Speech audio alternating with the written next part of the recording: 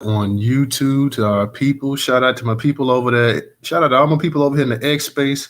Shout out to my people over there on YouTube, coming in on YouTube, guys. When you get into YouTube, make sure you guys go ahead and click that notification bell. Click that notification bell.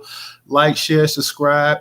Do all that good stuff. Leave a comment for tonight's broadcast, guys. We got Judge Joe Brown going to be coming in tonight talking about the friction between Black Americans, Africans, and Black Caribbeans. We look forward to hearing Judge Joe Brown, hearing the elder give his his opinion on the situation as well too. I know you guys seen that huge monster space. I believe it was DJ Big A. He had a space going on like a day.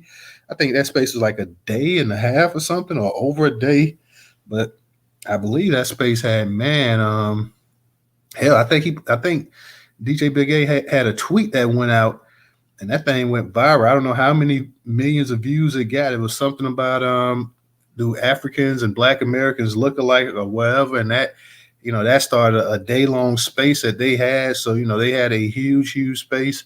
From my understanding, it was over a day, and I don't know if it had 30,000 people or 20-some thousand people. I'm not really sure, but from what I heard, it was a monster space. And I'm gonna try to go back and listen to some of it. I heard a little bit of it, but that you talking about a day space, man. That's like, it takes a whole day to listen to something like that. So shout out. I see DJ up in the space as well. Shout out to Cognitive, NA, Theron, Chanel, Ray, all you guys, Richard coming up in here as well too, man. Y'all go ahead and tweet out the space. Of course, we're waiting on the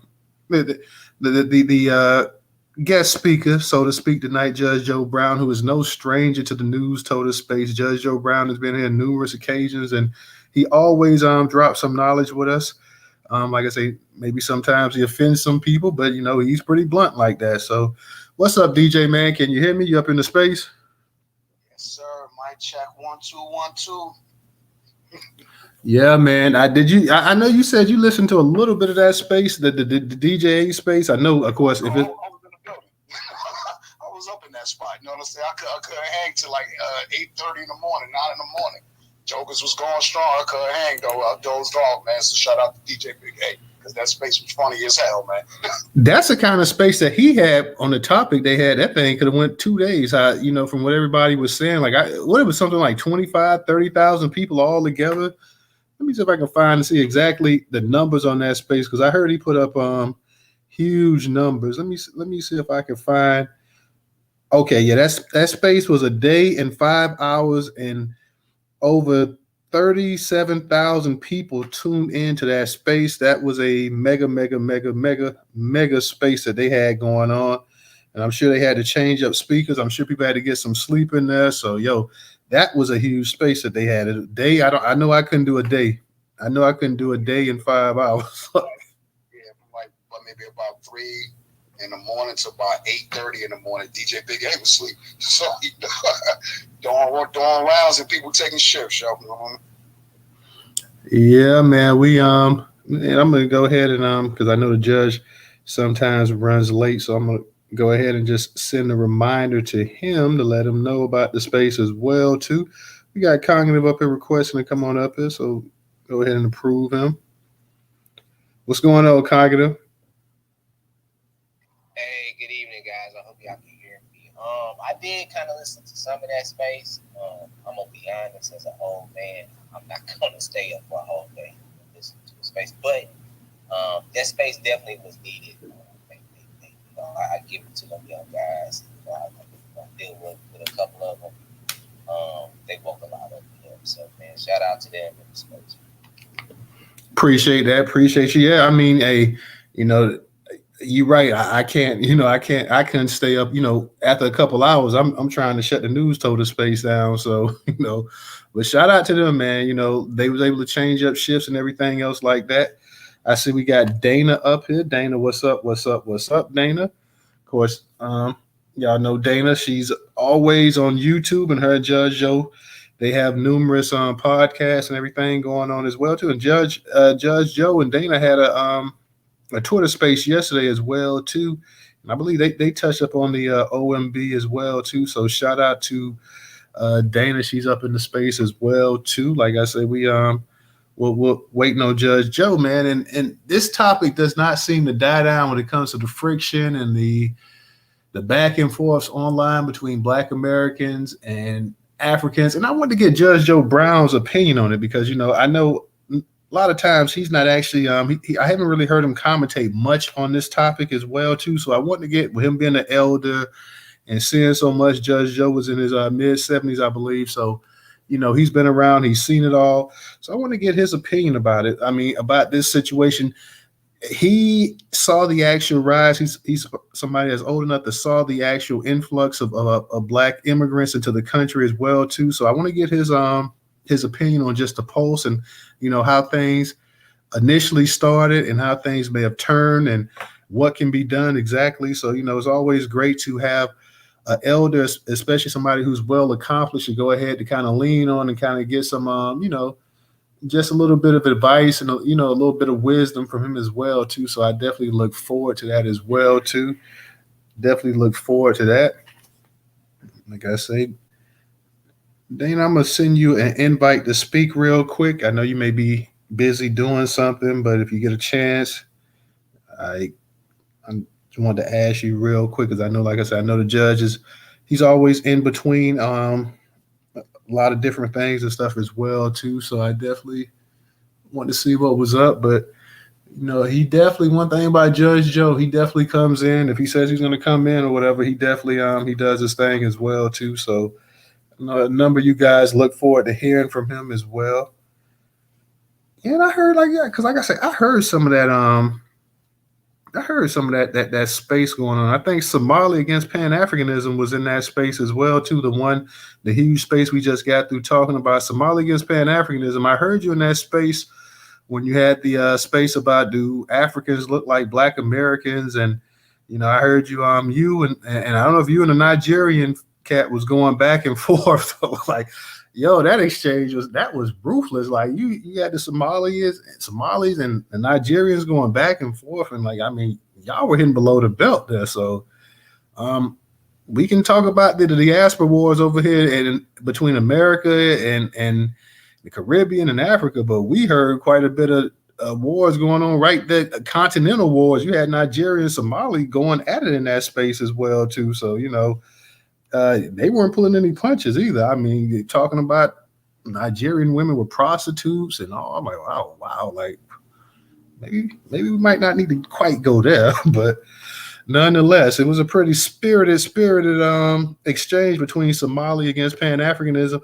And I'm not sure who the Nigerian cat was in there. I'm not really sure who the Nigerian cat was, but very spirited exchange to say the least. Very spirited. So shout out to all you guys up in. I see my boy Professor's up in here as well too. Professor, what's going on? What's up, Professor?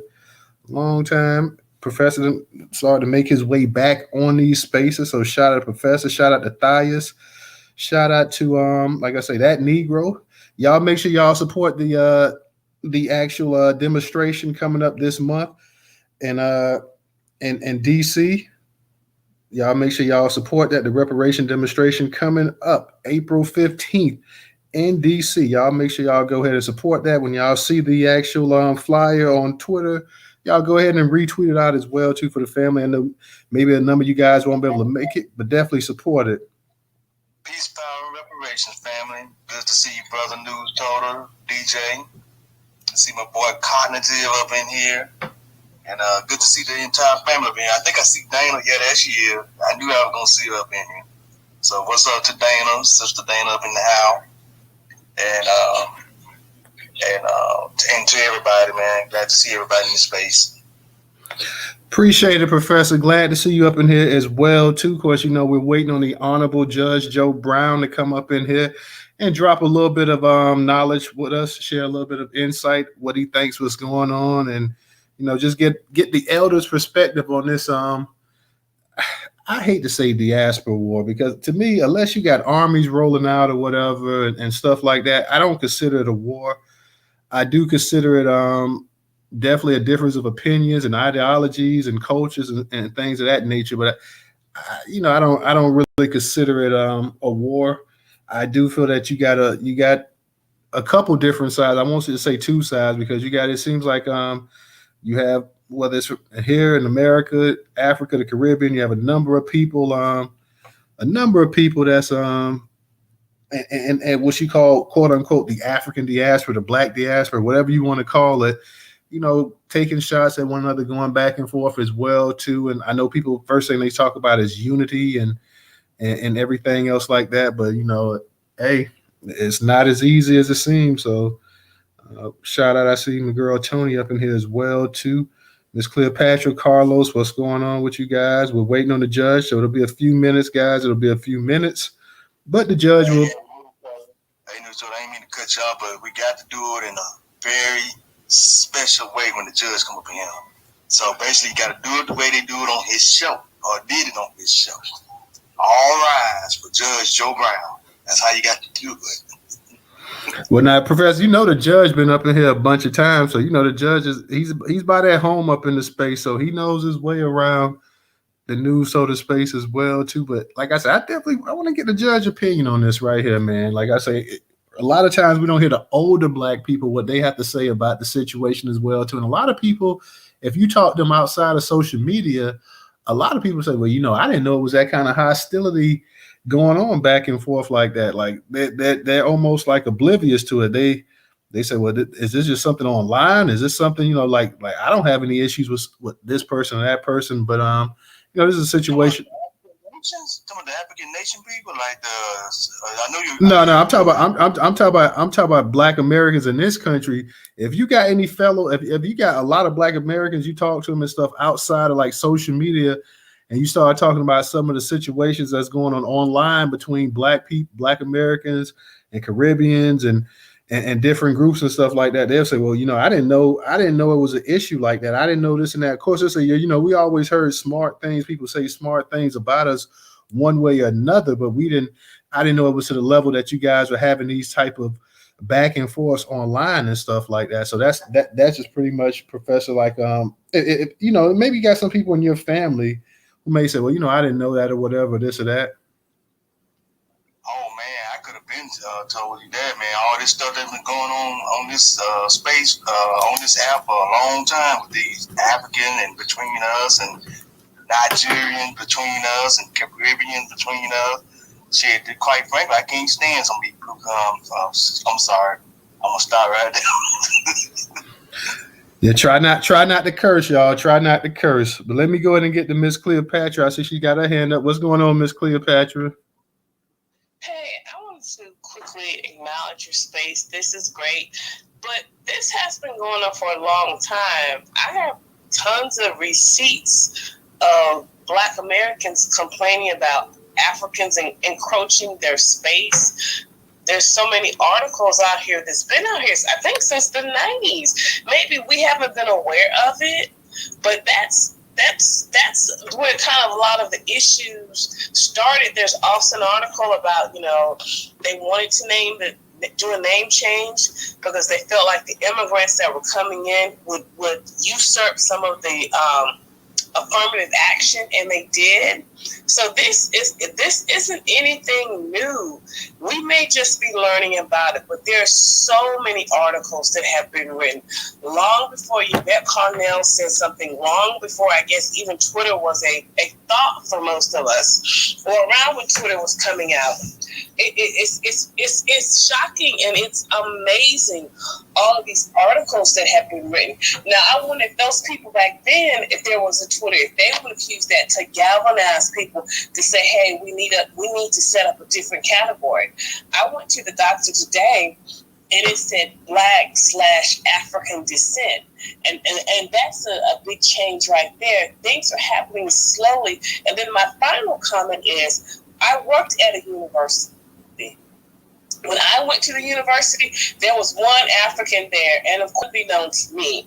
However, when I worked at the university, working at the university, once I started talking a little bit with the kids and getting to know them, the ones who were Black Americans, they were complaining about the Black immigrants there, saying that it wasn't fair to them, and they range from different.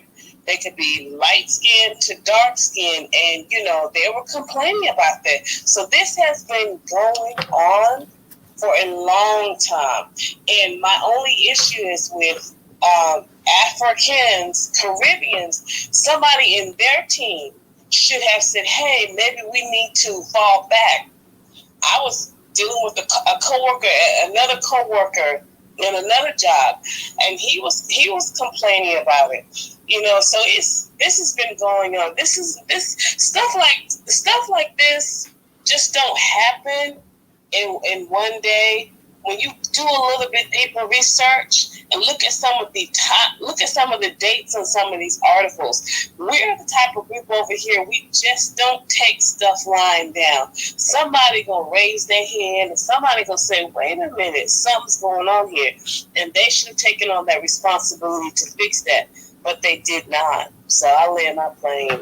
Well, I agree with what you're saying, Miss Cleopatra. But what I'm saying, you haven't had and because of social media is I guess you could say is a public forum, a media outlet to it almost to itself. You didn't have it even in the 90s. Yeah, and I'm in Florida, so yeah, you've always had Black people in Caribbean, Black Americans and Caribbean people say things about each other. I'm not saying that Black people didn't totally know, okay, well, these people might have an issue with us and think we're lazy, because I have friends that's from the Caribbean, and when I asked them about how their parents, felt, the older generation felt about Black Americans, they weren't hesitant to say, well, they look at y'all as being lazy and complainers and wasting opportunities. What I'm saying is you did not have the level, the amount of people speaking out publicly, Black, African, Caribbean, whatever, on a public forum, actually going ahead and regurgitating exactly their feelings towards each other. Like there was no social media back in the 90s or even early 2000s. There weren't Black people on TV that was Black American, Jamaican, Caribbean, just going in on the opposite person, on like how they do on Twitter and Facebook and all these other social media platforms. So yeah, even when you look at the movie Sugar Hill, where you got the Africans and Wesley character and them getting ready to do the drug dealing, like, oh, we can't do it because y'all a kata. Like, what is a kata? Cotton picker. You had that. You had folks talk about, you had people talk about African booty scratch. You had people talk about Yankee this and that or whatever, but you didn't have a bunch of people publicly. And the only way you could have done it back in the 90s, you either had to have been on TV, radio, something like that. You didn't have a bunch of people on TV and radio, Black Americans, Caribbean, African, going in on each other the way that they do now. So yeah, a lot of the stuff, you always had Black people that felt that Caribbean people looked at them a certain way, that African people looked at them a certain way. I remember, hell, even Eddie Griffin, one of his stand-ups, and he was saying, I can't stand Africans. He like, Africans think they better than me. He's like, I was in a cab one time and an African told me that, hey, you're not an original Black man, are you? So, I mean, you've always had the jabbing, but not to the level that you got now. And when I talk to people that's not really on social media and stuff like that about the actual, the back and forth, they kind of taken aback, like, well, damn, I ain't know it was to that point. Like, where you got people sitting up here and they going in it and they holding spaces and they holding forums and they holding everything else, talking about this and that. So I would just say to that level, we didn't see that back in the 90s. Yeah, we knew, like I said, being in Florida, you always had that feeling. You always knew about it, especially because in Florida we have a heavy Caribbean population. So you always kind of knew, that there was that tension there to a certain degree or whatever. Didn't really have a heavy African population, but Caribbean population we did. But you didn't have, like I say, in terms of the actual medium forms, in terms of television and radio, you didn't see Black Americans talking about Africans the way they do on Twitter and vice versa. You didn't see Caribbeans talking about them. Like, yeah, you might hear a remark here and a remark there, but it wasn't just to the point that, hey, now we, the gloves are off. Like, there is no hesitation, anything like that. So that's the only thing I'm talking about. Yeah, it was always that tension there to a certain degree, but that tension, like I say, it is really, really, really out there. But I still haven't seen it get to the point that it's gone offline to actual reality. But I think it may slowly be getting there. Professor, go ahead. You got it. Well, I'm gonna say this, and for the Africans that stand with us and that's been down, deep with us in this fight, hey, I salute you. But for these ones that get on here to downgrade us and try to make sure that we don't get what we're supposed to get that's coming to us, which is reparations and anything else that is supposed to belong to us, hey, those are the ones that I have a problem with and that I have my disputes with. And as far as I'm concerned, those are the ones that you'll see going out here talking bad about us, talking about we're lazy, that we don't do anything, that all we do is complain. These are the ones that I have an issue with. And those are also the ones that be smelling like musk and goat and curry, just like I said about them Indians in Dana's space last night. These are the ones that I don't want to be around. You smell like goat and curry and musk and all that shit. Oh, excuse my French. You smell like all of that together. Makes for a bad day for me. My God, I can't stand the smell. But what they need to do is pray for soap and water. Yes. All righty. Let me go ahead and get back to Miss Cleopatra. Miss Cleopatra, go ahead. Unmute your mic. Sure. There are articles about Haitians and Black Americans fighting out, I think, in Florida. There was some tension between Africans and Black Americans out there in New York. So you're right. The platforms such as Twitter and social media, wasn't necessarily there. But with everything that I'm seeing, this is the moment that it was going to get to. This was the moment. And as people start learning about Africans' involvement in the slave trade, if you say anything to Black immigrants about using resources and opportunities that was never meant for them, some Black immigrants, and what has turned me off is they have this attitude that America is a meritocracy society. And that puts us in a very dangerous place. But as you talk to people who understand, I have kids. My kids need to be at the first of the line. And you have some immigrant child who wants to say America is a meritocracy society. That's not fair to us. So I'm not surprised at what is happening. I think more is going to happen, but also delineation is a must. And I pray that that's what we move to. So if you are a child of an immigrant or you are an actual immigrant, your line is over there. It's over there. Our line is over here. We have paid the cost in this country. We didn't pay it in the Caribbean. We didn't pay it in Africa per se. And I don't need to hear about Black people and their global struggle because this is no longer working for us. But it hasn't been working for a very long time. I land my plane. All right. Thank you, Miss Cleo. Amen. I like what Miss Cleopatra just said, and I love that. And we need to make sure they get some soap and water before they complain about us. Soap and water. Oh, we got you, Professor. We got you with the soap and waters thing. We got you. Real quick for everybody coming into space, we waiting on Judge Joe Brown. He should be in here shortly. We're just discussing the topic before the judge gets in. If anybody wants to come up here and discuss it as well, that's fine. You can raise your hand. But Judge Joe Brown should be in the house shortly. I wanted to ask Miss Cleo something, but I see she is actually she's actually disconnecting, so she may be going down to listen, or she may be leaving the space as well too. So shout out to Miss Cleopatra. Shout out to Miss Cleopatra. Real quick, I want to ask because I think in one of the spaces we're talking about this. After how many generations of somebody been here do we still consider them to be an immigrant? A lot of times we talk about first generation, second generation, but how after how many generations, if you had somebody from Africa or the Caribbean or Latin America or wherever Europe come over, how many generations? Because a lot of times I know people will say, well, that person was, even though we know if somebody's born over here in America, technically they are an American citizen, but after how many generations? So you had somebody from Nigeria, parents came here and had that person over here in the country. A lot of people, I know a lot of people in these spaces will say, well, that person to me is not an American, but after how many generations do you consider that person to be an American? How many generations does it take? Does it take 2 generations, 3 generations? Exactly how long, in your opinion, would it take for that person to actually become an actual American citizen?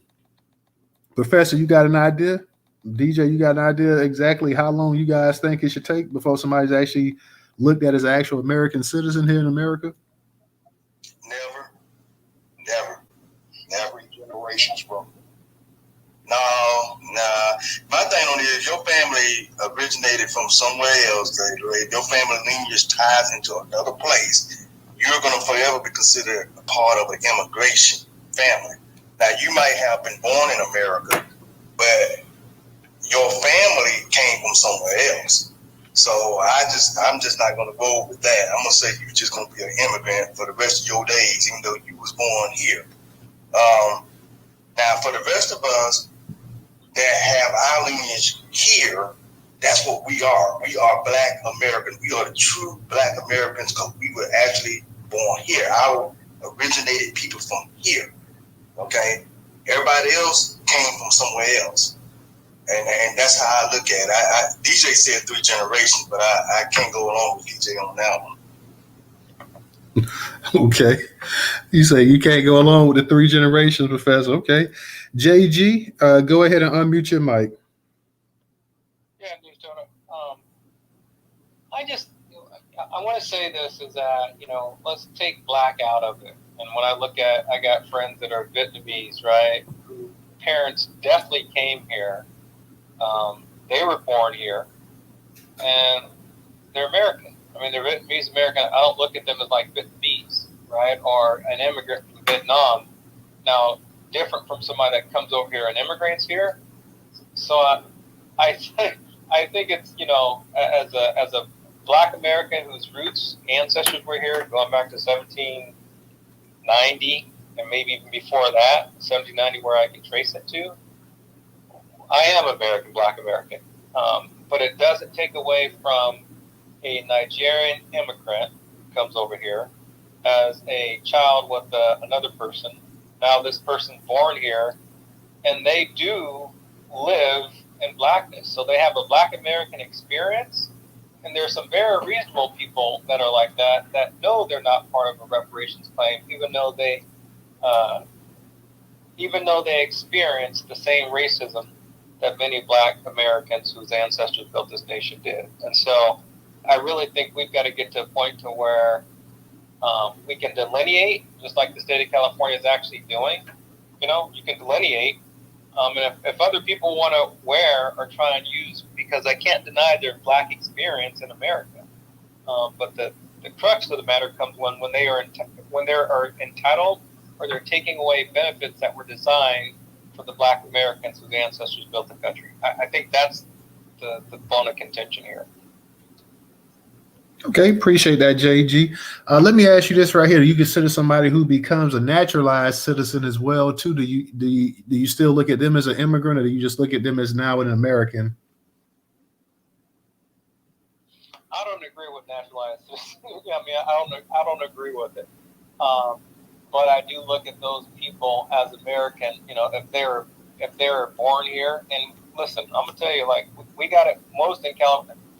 In California, we got people that are in politics now at the highest offices whose parents were immigrants. And so, what do those people call themselves? They don't call themselves immigrants. They're American as it gets. And unfortunately, we have not been able to navigate those politics and take advantage of some of those things that we could do what's best for our people and those that descend. So that's my take on it. Appreciate that. I'll say this right here. One thing that always, would always kind of, just to me didn't really make a whole lot of sense is that when I saw, especially living in Florida, and especially if you're in South Florida is the actual melting pot of the state of Florida.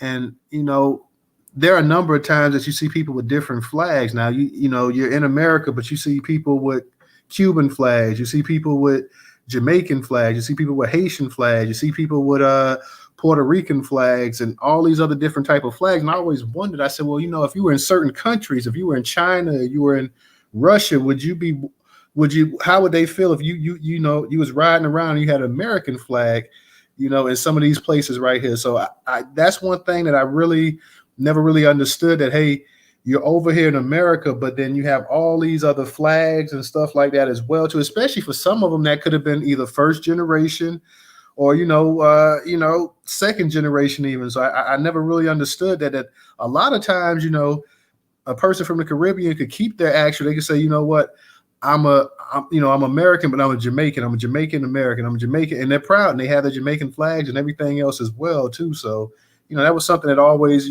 kind of fascinated me, at the same time confused me, because I was like, well, if you're an American, I don't know why you'd have all these other foreign flags going on as well too. And like I said, in Florida, there's no shortage, especially if you're in Central or South Florida. You see a ton of them. DJ, I know you got your hand up. I think the judge will be here in a few minutes, maybe 5 to 10 minutes. So we'll go ahead and try to get the hands in. Go ahead, DJ, and then we'll get to Somali and Apia. Yeah, sure. Just to be quick or whatever the case be, the reason why I said 3 generations, Professor, is because that's about maybe as long as it takes to be amalgamated to a new nation. Because like you said, Newstoter, those folks that come here, whether be immigrate or you're born here, a lot of the times, you still represent your country of origin. This is why you see folks, you may be a Jamaican or whatever, my fingers are black, foreigner in a sense, but you're not really all the way American, because those folks that I know that like right here in my block of North that are Jamaican, they don't say they're Jamaican American. They just say they're Jamaican. See what I'm saying? So true. Like, that's true. You know what I mean? Same thing with, you go back to the 90s, and I ain't going to be too long when I see the hands up. You go back to the 90s, I think the first instance we really picked up on this, other than, a foreign or immigrant coming into your neighborhood, and obviously you hear the speech difference, is that they had no problem segregating and delineating from the natives that were here. You see them rocking their flags in the car. They got the headrest with the flag on it. Hey, what's up, black man? Oh, I'm no black poppy. I'm Jamaican or whatever. We heard that. I heard that my whole life. So the reason why I say 3 generations, because scientifically, I think that's about the amount of time for you to be, what's the word? Integrated into society or whatever. So I guess 3 generations, because you have folks now that have, somewhat of a lineage here in America, where they don't say their parents' ethnicity or whatever. They honestly do say they're American. These black foreigners that have grown up in black American society, they say they black too. See what I'm saying? So who gonna tell them otherwise? You see what I'm saying? When all they know is black American culture. They don't know anything about Haiti, like all the stuff that's going on in Haiti with the war, and civil unrest and all this other stuff. Folks that are born here, Haitians, they don't know anything about that, and they not going back to that. Same thing when you got a lot of these Nigerians that be online. I'm never going back to Nigeria. You couldn't pay me to go back there. I don't seen grown men cry to never go back to their country, because whatever the reason. We ain't gonna get into the gist of the details, but it's whatever the reason. So go ahead with the hands. I ain't gonna be too long with it. What's up, everybody? Share the room. Make sure y'all follow Newstoter, follow the host. Come up on newstoter.com. Make sure you make a subscription and get your account going. Support the largest black curator on the web. Shout out to the family. Real talk. Shout out to you, Newstoter. I was next. I just wanted to just say that the space is very good. I like what I'm hearing. I do agree that what I advocate for is that there should be an immigration moratorium. There should be, the borders should be closed and militarized, and there should be mass deportations, because America really needs to figure out this immigration problem. And I do agree that there should be laws in place that if your family, if you haven't been in America for 3 or 4 generations, you should not be in power. What you have is you have a lot of first and second generation people, or people who became naturalized, like Ilhan Omar and the new mayor in St. Louis Park, Minneapolis, where they are dictating and creating policies that essentially will just put immigrants above American people who've been in America before the founding of the country, or even folks who came 100 years ago through Ellis Island. So this is very concerning, and I would say that it would be best if America really looked into this issue. Um, Personally, for me, even I'm first generation, I would not vote for a first or second generation person to be in any sort of high office whatsoever.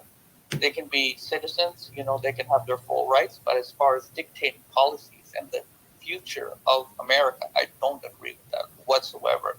I would rather vote for a black American or a white American who's been in the country for hundreds of years. I don't trust these immigrant politicians. I'm sorry.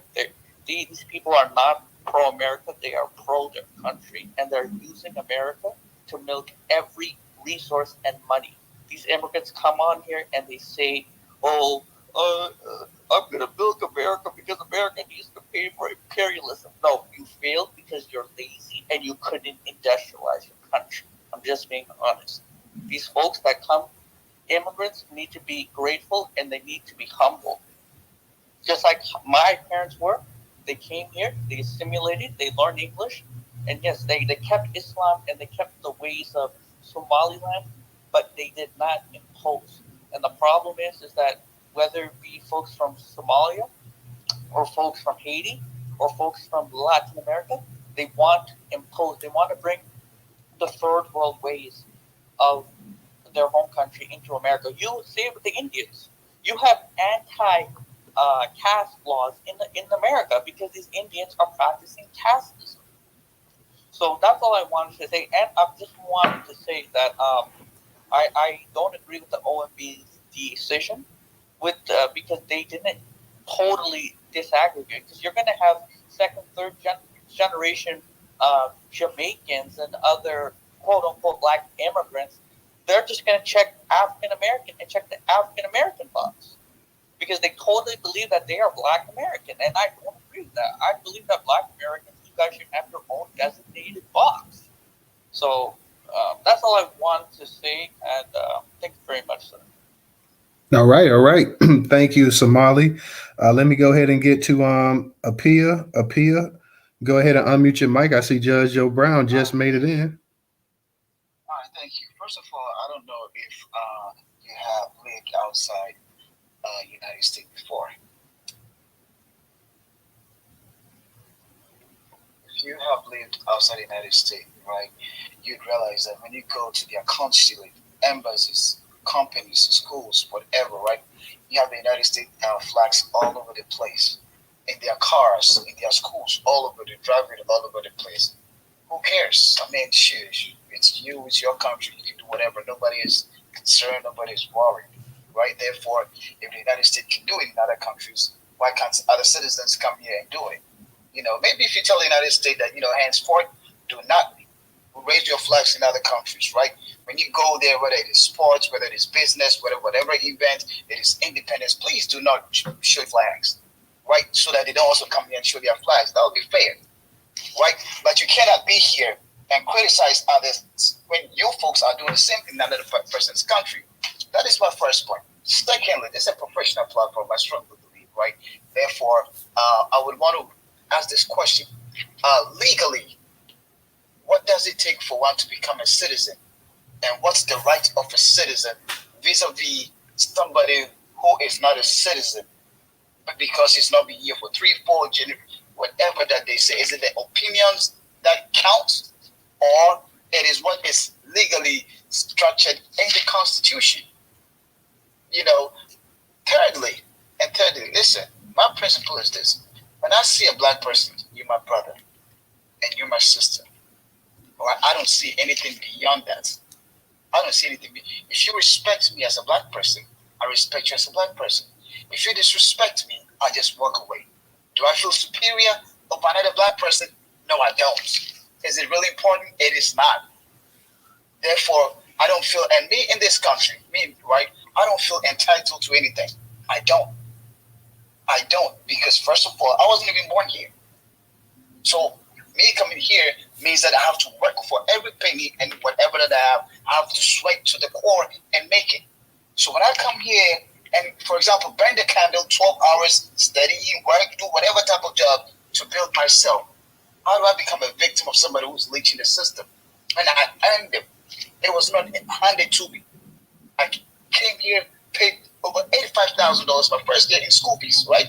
So at what point would you say that, I am trying to be the type of person where you would say that, oh, I got here and the United States government just handed me some freebies?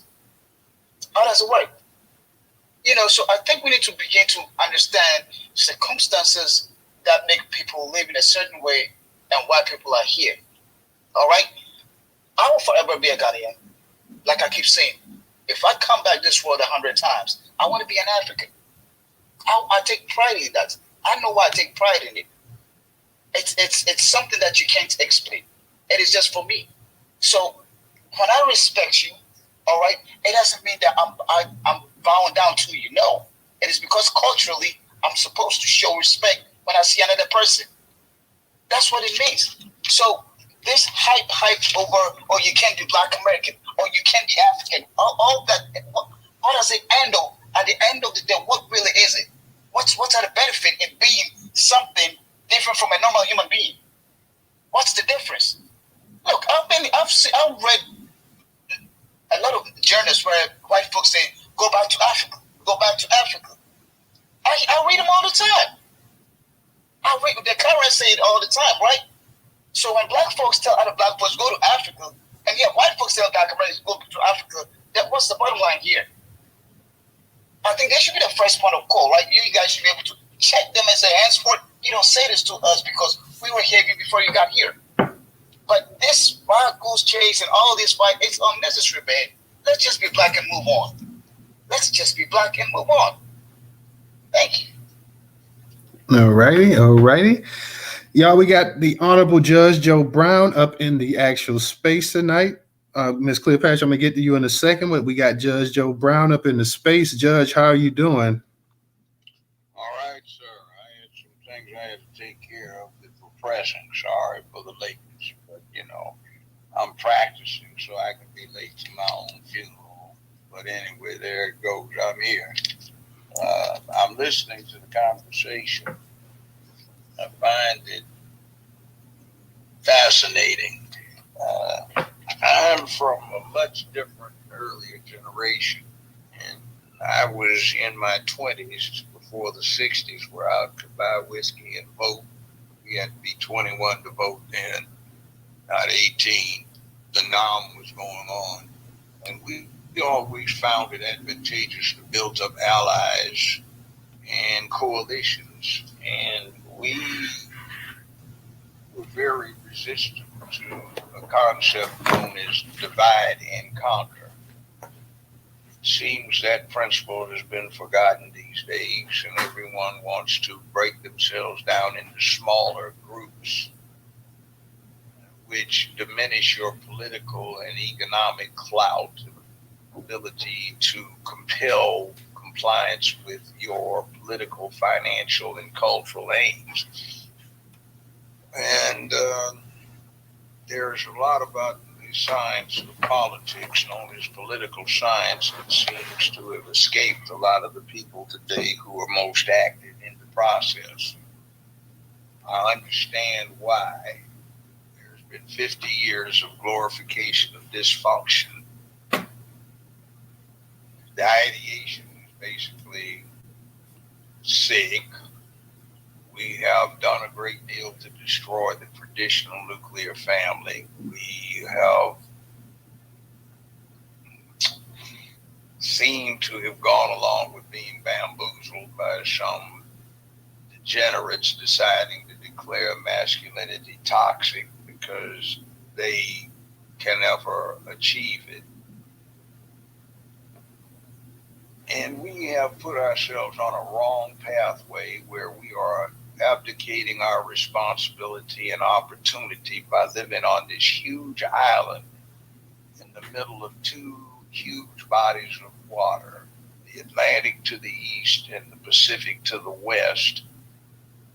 We have everybody joining in here in a multicultural situation, and the United States has become the Rome of the 21st century. It is likely to meet some of the same ends as befell the Roman Empire for the same reasons, that is, an exclusivity imposed by a new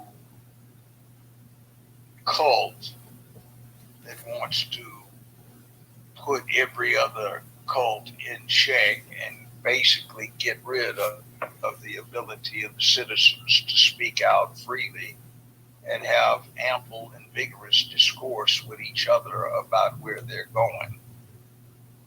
Now, we can fall into that trap, get rid of masculinity, and be like Great Britain 100 years ago when they fell from a tremendously powerful empire to a third-rate country that is only in that status because they still have a few residual nukes for which they have scant delivery systems in their former colonies, India, also a division there of Pakistan, South Africa, Nigeria, Kenya, Canada, Australia, New Zealand are now much more powerful. And we're going there because England got too effete. It didn't control wrongdoing and exploitation of its economics. It maintained an unrealistic and incompetent class that was not really able to do what it was charged to do. And it has fallen. And that's kind of where we are right now. We're living in a fantasy, a world of make-believe, a world of distraction. And we have no heroes. That's one of our problems. We create artificial heroes.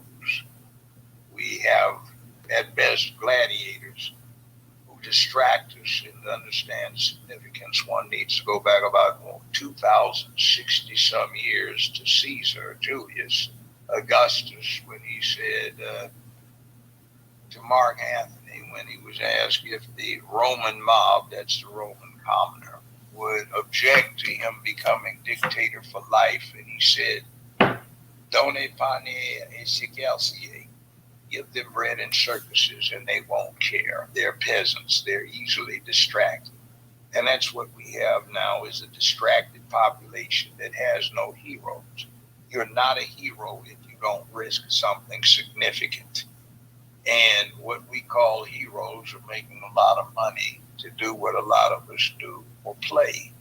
We have a Hollywood industry that is populated by people that have spent their whole adult lives on fantasy and make-believe, who are completely out of touch with reality, who paradoxically set the reality for everybody else and are made heroes for doing nothing except making a lot of money and enduring the indignity of having dirt called makeup put on their faces.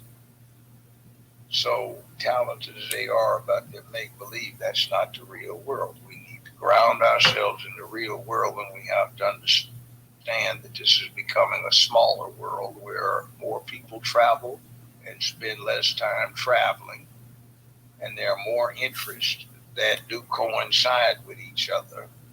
And one other thing too is on both sides of this great ocean, the Pacific and Atlantic, when you meet in the middle at this island that is uniquely situated, there are opportunities to do something for everybody in terms of setting an example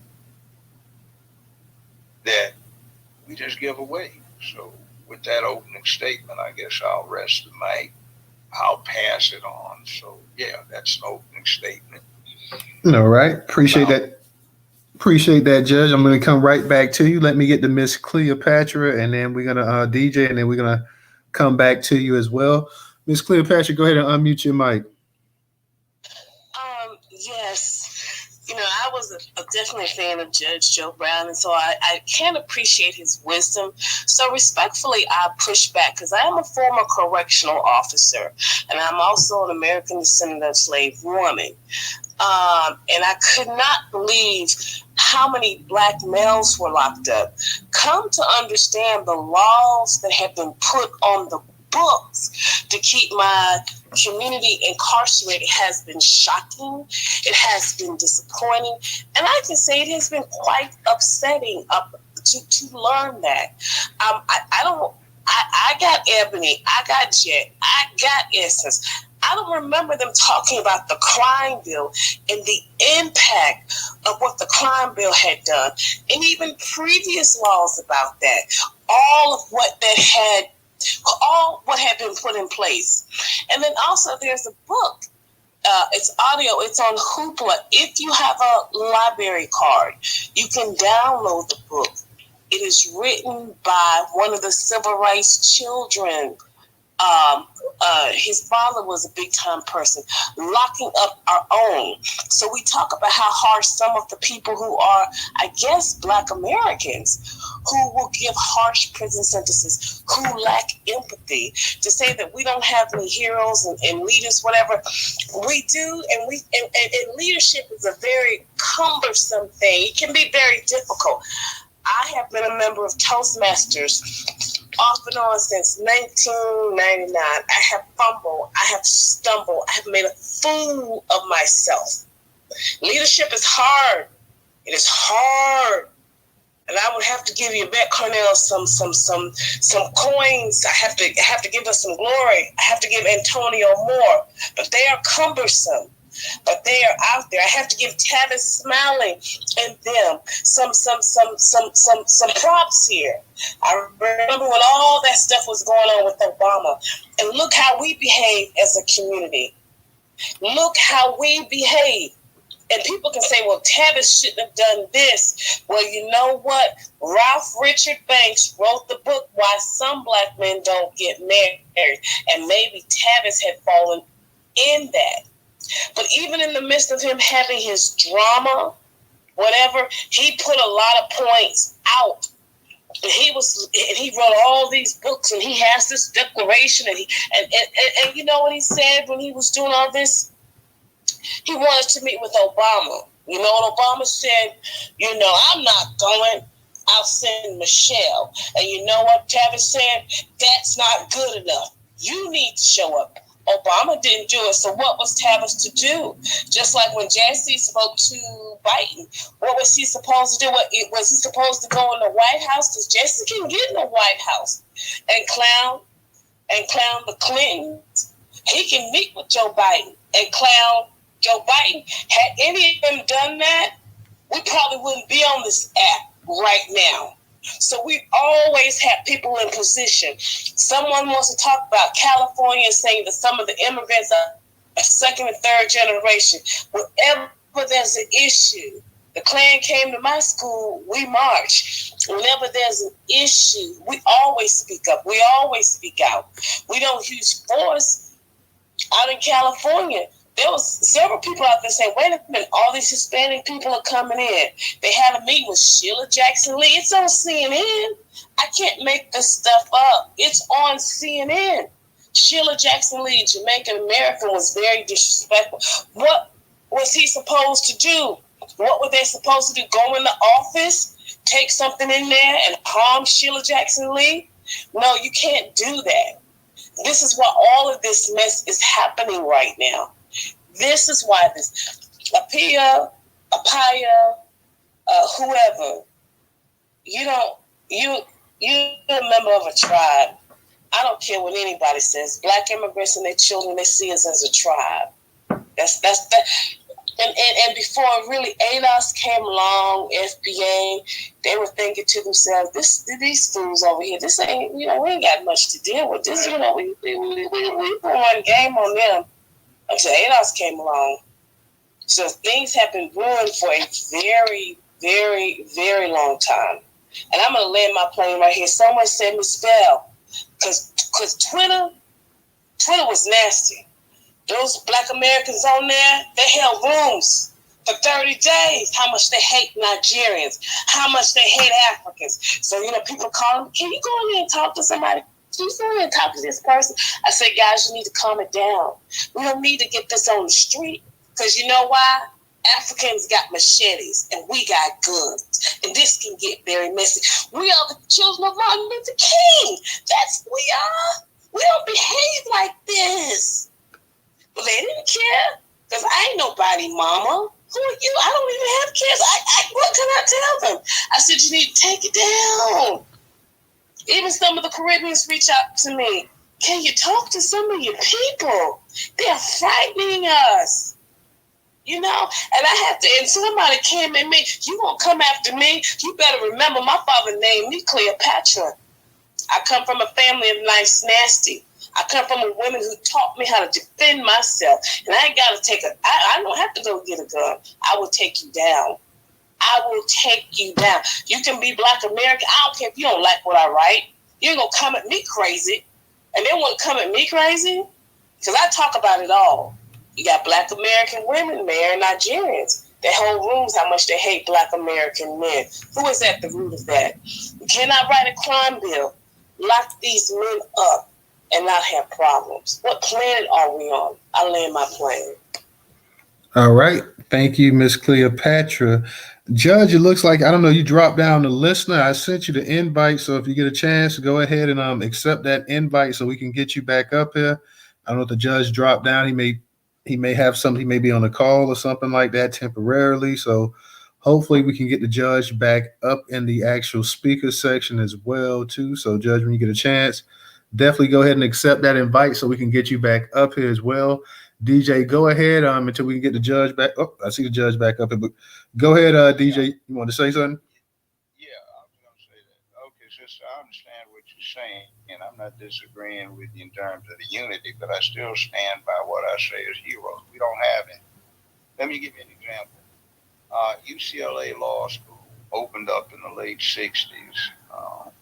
Black students started getting in there, not just off of affirmative action. I attended a function a decade or so ago out there, and some Black law students were talking about what they owed to Dr. Martin Luther King for getting the law school open. That's not how it happened. There's a fine deceased graduate of UCLA Law School. He became a judge. His wife was a judge. And there was a Dean Murray Schwartz, who was the dean of the law school. He had reneged on the agreement we had negotiated.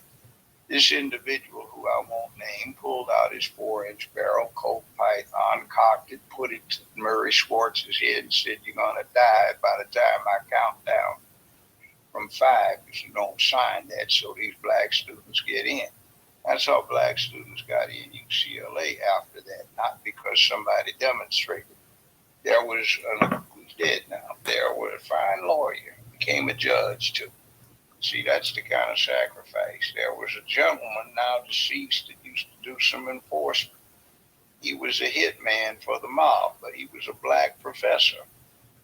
And he used to deal with an M3 grease gun. That's a 45 caliber submachine gun the U.S. started issuing to tank crews, and they were easy to steal out of unlocked National Guard M48, M47 tanks, which were sitting around on lots.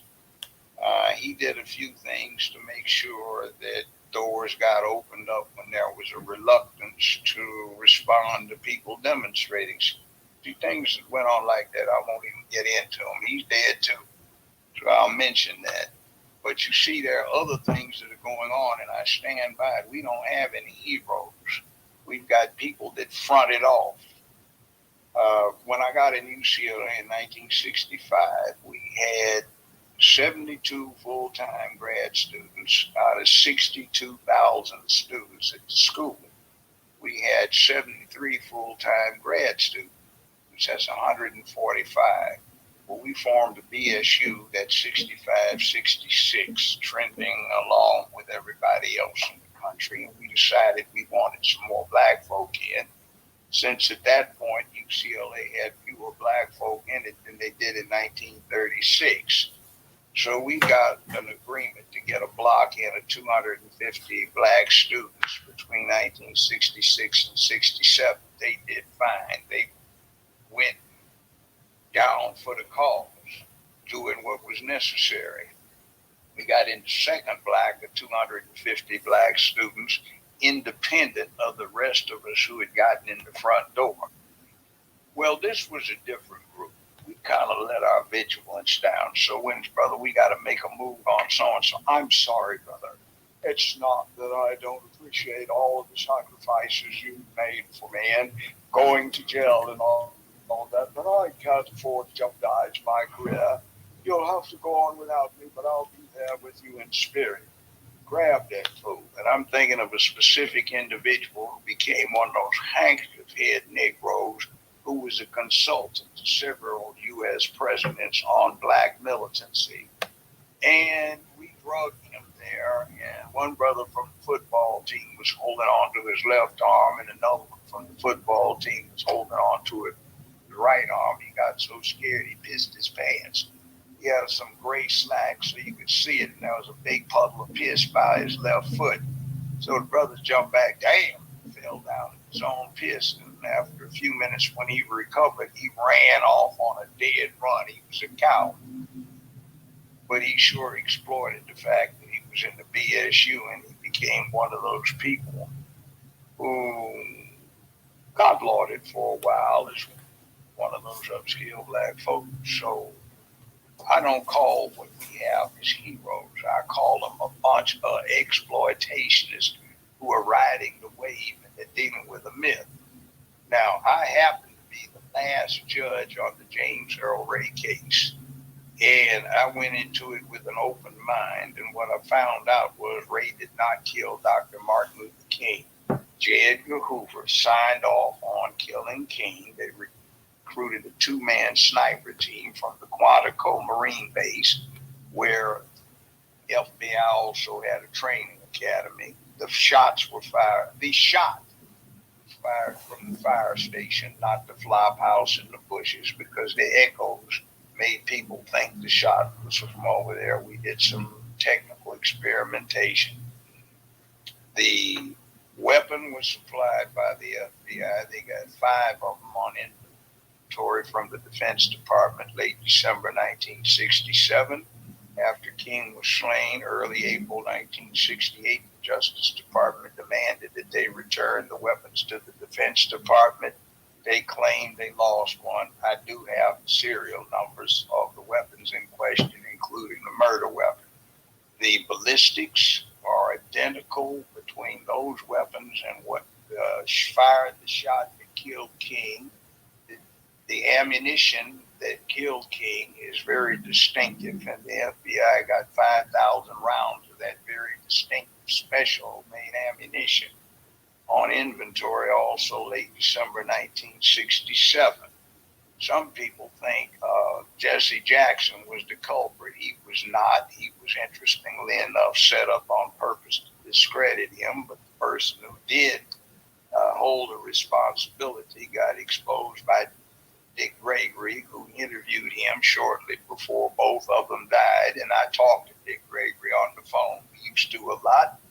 And he said, I think I got him. And what the person was asked is, why did you escort Dr. King out on the balcony and duck back into the hotel? He said, I didn't want to get shot. Dick Gregory jumped him and said, well, what made you think there were going to be shots? Well, this under the circumstances. That was the trait. We proved it. He had a problem with pedophilia, and the FBI knew about it. So there was betrayal within the movement. We had a very tight thing going by the late 60s. The problem was we didn't vet the people that were involved, and what happened is everything fell apart because so many were not only snitches, informants, pimps, they were active agents for these alphabet organizations. And that's what you're looking at right now. So before you start talking about heroes, it's not about talk. Now, sister, I understand what you went through if you worked up in the detention facilities of the penal system. But let me just say this, for the last 50 years, there's been a disturbing situation. Less than 2.5%, a little more than 2% of the people that are in the penitentiaries got found guilty by a jury. 97+% pled guilty. 84 to 87% confessed. And it was astonishing that all of the down OG brothers were too big a set of punks to go risk going to trial, and they'd cop out. You would have and I'd be a defense lawyer, you couldn't tell on your client, but he's lying to his mama about what was going on. You looked at the video of him confessing, and he argued a judge, and you're presiding over it. So you look at it in chambers with defense counsel and the prosecution. Here's OG out in the courtroom going for bad. You're looking at this punk on the screen. He's crying, snot's running down his nose. He's begging for his mama, and the detectives are telling him he needs to be quiet, remain silent, and consult with an attorney. And he wants to talk. He just wants to talk to his mama, and the fool's used up half a box of Kleenex, and he's going for bad out in the courtroom. And he's implicated all of his homeboys trying to talk his way out of it. See, I don't like that. You're going to be a punk, go ahead, be a punk, but stand up for something, particularly when it's your freedom. One of the damn problems that we have in there is you walk through the hood, you hear young folks saying, hey, man, tell Jamal he don't know what time it is. Till he done did time, man. Yeah, man. Stomp, man, it's right, man. He telling you right, little dog, man, you got to do your time before you a man. So you want to go down to the slave quarters. And it is not cool and it's not normal for any people on the planet to sit there and deal with criminality against each other. And you got a whole lot of people that are really sickened by the fact that when they get visitation from their grandchildren, they have to get them into the bathtub where there's some cast iron covered by porcelain to protect them from a stray bullet on a drive-by. Or your daughter or your wife, your sister, your mama, your grandmama, your girlfriend, maybe your wife, but not likely because those don't exist too much anymore. They might get raped. They step outside to go to the car parked on the curb and somebody has broken into. All kinds of crazy stuff going on. But we got to get this together and start putting some manhood back in the hood and start imposing some standards. Now, we need to have the unity. Everybody gets jacked up. Some of our ancestors weren't fast enough and got caught and got put over here and put in this condition of servitude. And some folks say there was no slave trade. We were already over here. Well, guess what? My great-grandfather got snatched after the slave trade. My grandfather, who I was sitting on the side of the bed with when he died at 102, he was born in 1850. That's 11 years before the Civil War. He wrote me 5,000 or 6,000 pages worth of journal about what went on. So, yeah, I got it from the horse's mouth. We were here. But you see, we glorify that stuff. How many folk out there listened with pride to a woman king and looked at those no good war crime and crime against humanity, sleaze dog bitches that sit there and fronted off for this, and they were financed by the Dutch and the English to capture a lot of blacks that got sent over here. But we glorify that shit because they have as a good actor doing the make-believe. Try not to curse, Judge. Okay, I won't. How many of us got all excited about Black Panther? And the penultimate scene was the men and women of the children trying to kill each other. And all of the good phrases were said by the villain, warmonger. Even Stan Lee, the white guy that came up with the idea. Killmonger was the hero. That was what Black Panther used to say. Now we got it being mouthed by the villain. And we bought into it. And guess what else we did? Walt Disney and ABC got a judgment taken against them for $580 million in 2011. They lost on appeals all the way to the Supreme Court. The judgment is worth about $1.25 billion now with accrued interest. So the courts gave them a few months to come up with an interest payment. What they did is they produced the thing they knew was going to appeal to black folk, and black folk constituted the main box office, or the largest box office draw for any superhero movie ever. And the biggest box office was not in Los Angeles, New York, Chicago, Dallas, Houston, Miami, Detroit. It was in Memphis, Tennessee. So Walt Disney and ABS. that they put on Wakanda too, for the same purpose. And we sit there and go flock into it with African robes, sandals, and dress up our little boys with bad mouth, Frederick Douglass, Stokely Carmichael, H. Rap Brown, Malcolm X, and a few other folk, even a line or two from Marcus Garvey that they have Killmonger, the villain, found. Real quick, Judge, because I want to ask you something real quick, because I know you're kind of going in, but I want to ask you. You were speaking about, back in the day, the unity and everything else like that. Just in your, and I know, of course, like you said, in the 60s and stuff, you graduated, you went to college and everything else. Exactly, and I know that's when you started having a lot of Black immigrants started actually migrating to this country in the 60s. Exactly what happened in terms of a respect level and unity level between the Black Americans here and the Africans who came and the Caribbeans that came? If you could kind of, give us a heads up on that. We have a thing called third world unity. I had 3 African roommates. 2 of them were Europe, and one of them was Fulani. And it was interesting. We got another guy who was Igbo who came in there. We got along fine. We had a big apartment, had a lot of fun, got a lot of enlightenment. We shared culture. What happened was they came up with Black Caesar, then they came up with Superfly, then they came up with black exploitation, and a lot of stuck on stupid nonsense in the intervening 50 years. So now we don't even know what the devil we're up to.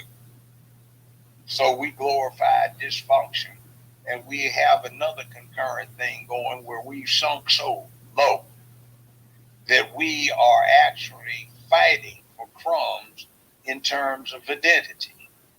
Let's see, now we've become original Jews. Now we've become the original inhabitants of North America. Now we are upset that somebody from Africa may be trying to get in on the action of reparations that we may or may not get. Now we're supposed to be worried about getting some land, where it's going to come from, I don't know, so we can grow fruits and vegetables and act like we are back in the old Stone Age, New Stone Age. I'll put it that way, instead of the 21st century, and we've got all kinds of crazy fantasies we deal with.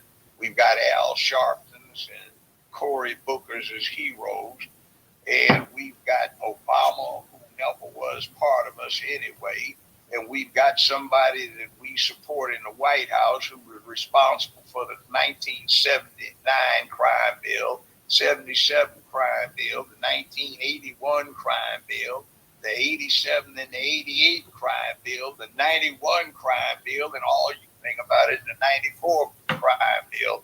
And yet we sit there and we get stuck on stupid and we deal with it.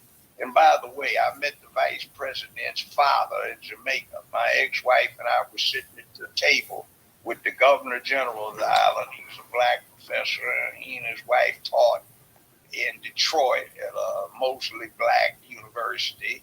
And we were there with the Black prime minister, and my wife asked him what he was. He said he was a Caucasian. He said he was mostly Hindu Caucasian and a lot of Irish Caucasian, and had no African in him from recent history. Darkest thing in his family was a Hindu housekeeper who was his grandmama. The wife, my ex-wife, asked him about that, and he said she was a Caucasian Hindu, so how did Kamala get to be a Black woman? And we fall for stuck on stupid. She's the first Black Greek to be vice president. No, she's not. 6'4" tall, blonde-haired, blue-eyed from Minnesota, Hubert Humphrey, vice president of President Lyndon Baines Johnson, and the Democratic Party candidate for U.S. presidents against Tricky Dick Nixon was an alpha. He got made in the 30s and then in the early 40s in the grad chapter using a lot of wood. White boy. So he had nothing to do with the fact that somebody was the first, Black Greek in the White House. Or let me put it this way, in the Naval Observatory, as where the VP stays. Why we got to fall for all this? Why are we so anxious to find something to seize on to instead of looking in the mirror and saying, hey, I'm proud of myself. And I'm going to find some other folk who are proud of themselves. We're going to get some unity together. We're going to vet out all of the pimps, hustlers, the junkies, and the alphabet agency types who are trying to infiltrate this so they can keep us down. We're going to deal with free speech and the hell with somebody's feelings, because it's about free exchange, vigorous exchange of ideas, and we're going to try and do what we do. And when we get power, guess what? You probably get restitution then, because they're not going to give powerless people restitution because there's no consequence for not doing it. By the way, you want to hear something on that one to talk about lack of unity? You have the Congressional Black Caucus that by numbers ought to be able to do what's necessary to introduce the legislation necessary to get an enablement and appropriations bill to get what you want. But do you get it? Who's in charge, by the way? Black Caucus has a chairman of their reparations committee. Guess what he is? He is the congressman from the 9th District of Tennessee, right here in Memphis, Tennessee. He's white, he's gay, and he's Jewish. And that's who's chairman of the Black Caucus's reparations committee. And we sit there and we supported the Cory Bookers and the Maxine Waters and all that bunch of clowns who would elect a gay, white, Jewish person as head of their reparations committee, whose main piece of legislation in 19 years is a binding resolution on the congressional cafeteria mandating that they use nothing but paper straws. Now, Judge, I want to, before you go on, I want to kind of get back to the actual, because you made some points where you're talking about, you started basically saying when I was asking about the unity, what happened between Black Americans, Africans, and Caribbeans as they started coming over here with the unity. And I know you started mentioning the black exploitation movies and everything else that came out in the 70s and glorifying dysfunction. Now, you would have to say, though, in terms of unity, now unity is and I mentioned 3 different groups. It's a 3-way street. So we just can't simply put the entire breakdown on the relationship on Black Americans as well. Yeah, I can. Because so you're saying that 100% of the fault is Black Americans? No, not 100%. Let me tell you what the deal is. It's called leadership. See, we're in a position where we're not looking at day-to-day struggles for existence. There are no crocodiles in the river trying to snap you up.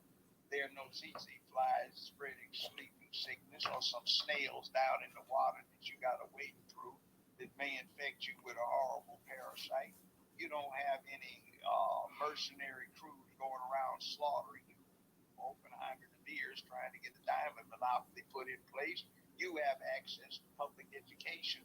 And if it all else fails, a safety net, and we sit there and we get stuck on stupid where we want to glorify pimps, hoes, and all kinds of dysfunction, drug dealers, burglars, thieves, robberies, rapists, murderers, folks that want to gangster their neighbors and commit suicide by neighbor and cop.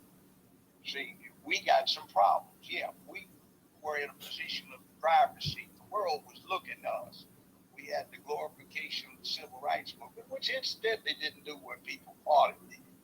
But it was there, and we had the militant state where we had the black folk in America sitting up there using the power fist, talking about I'm black and I'm proud, and we get black power, and demanding it and insisting upon it and delivering consequence when it did not come about. See, now we keep talking about we are entitled to, just like everybody else's entitlement. We get participation ribbons. We are there, We didn't do anything in high school, so we get walk across the stage and get an attendance scroll, high school attendance certificate. And there's a big difference. In the 60s, the militant, angry folk that took action were in college.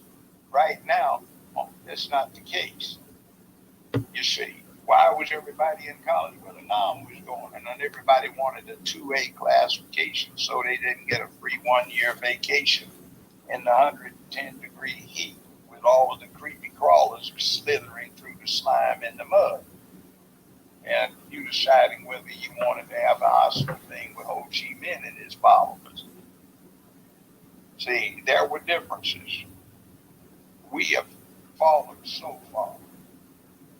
I mean, I had 17 funerals I went to where somebody got killed off, not because of street foolishness, not because of the gangster stuff, because they were making too big a difference. I saw 14, 15 people killed within 25, 30 yards of where I was standing by the time I was 15.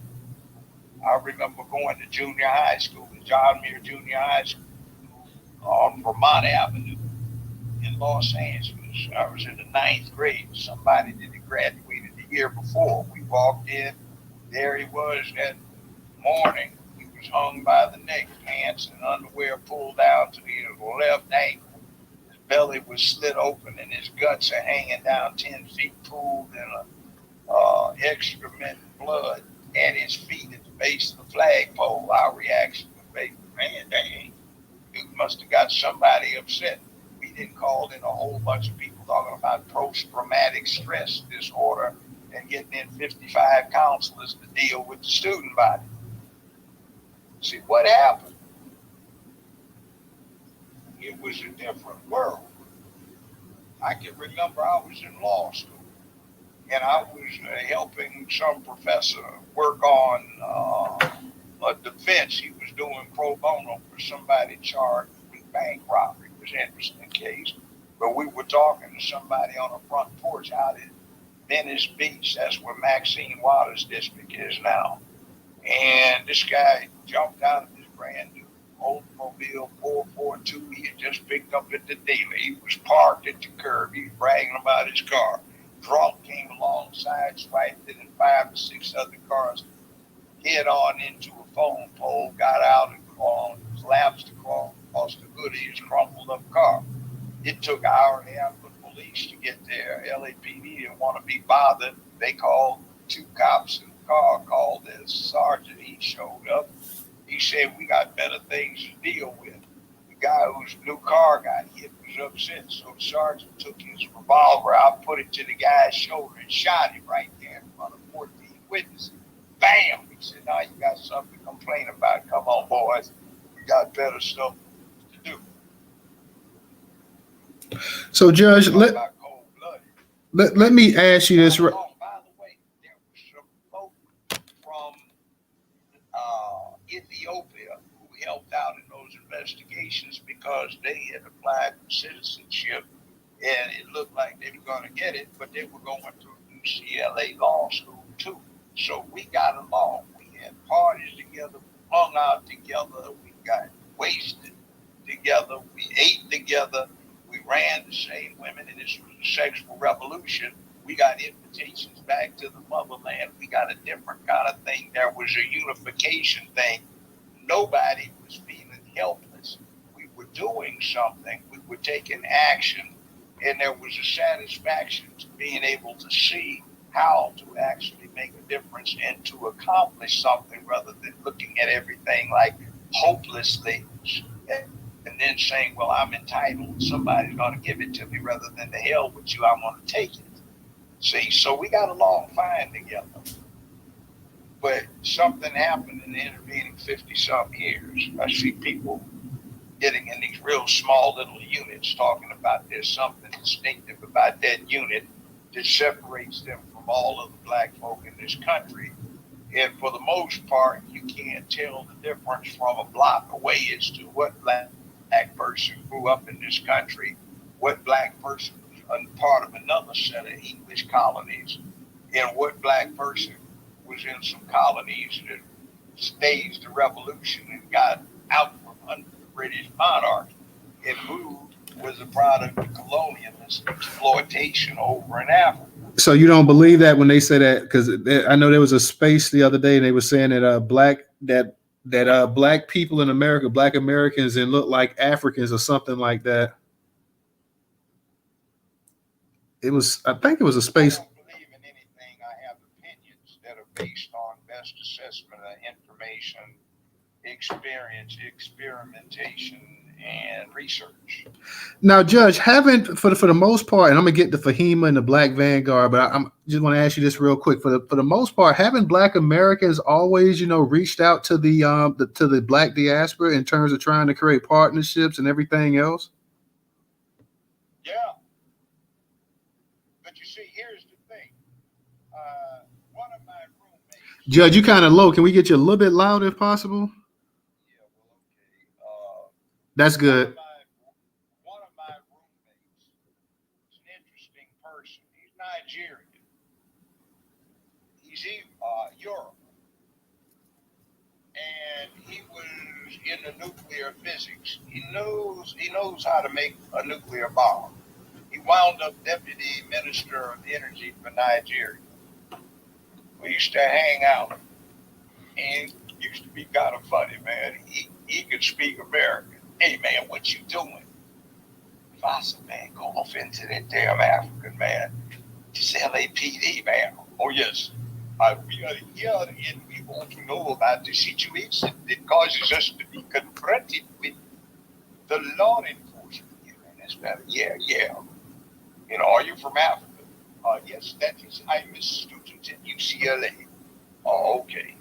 Yeah, damn, man, get away from the Gestapo. See, yeah, but here's an interesting thing. This is what he said, and I last ran into him about 15, 20 years ago. He said what Africa wants from America is black folk who have the technology, the acumen, the drive to put Africa in the middle of the 21st century. It just started. Put it into the 21st century. Too many of you want to come over there and do scratch farming. I mean, we'll help you, but we don't need you because we already have enough of that. Oppenheimer de Beers is trying to use tribalism to mask their ability to control diamond market worldwide. What are we going to do about this? You guys are getting game with this oil crisis thing. I was with the Minister of Energy when we went over there when U.S. Secretary of State Henry Kissinger asked the Shah of Iran to call the first meetings to set up OPEC. U.S. asked us to set up OPEC. By the way, Nigeria is the largest oil producing country in OPEC, not Saudi Arabia. Anyway, after we set it up, we were told by Kissinger to invest heavily in German and Japanese automotive manufacturing. We did. I'm a billionaire now, multi-billionaire, because what happened is we were instructed by the Secretary of State for the United States, the same Henry Kissinger, to engineer an oil crisis to drastically inflate the price of oil, which would cause international drop the real cost of the loans and financing that we had secured to get these interests in Japanese and German automotive manufacturing, and we made a fortune. So you're getting taken when OPEC drives up the price of oil. Actually, the oil companies aren't buying it, they're selling it on a consignment. They get a fixed 10%. Gaddafi was giving them 15%, but they killed him because 5% over, they didn't like it. So when you get the oil pump prices raised because the price OPEC charges supposedly goes up, that oil that they charge the extra price on will be anywhere from 11 to 18 months before it even gets to the United States, before it gets refined. You get ripped.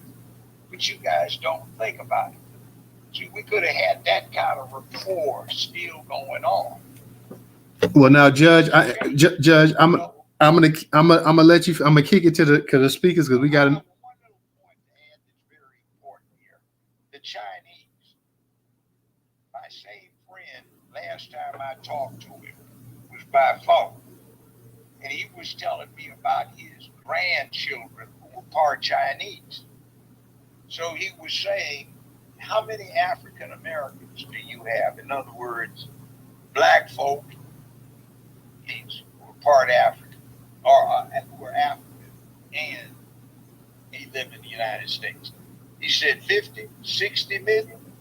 He said Afro-Americans, African Americans.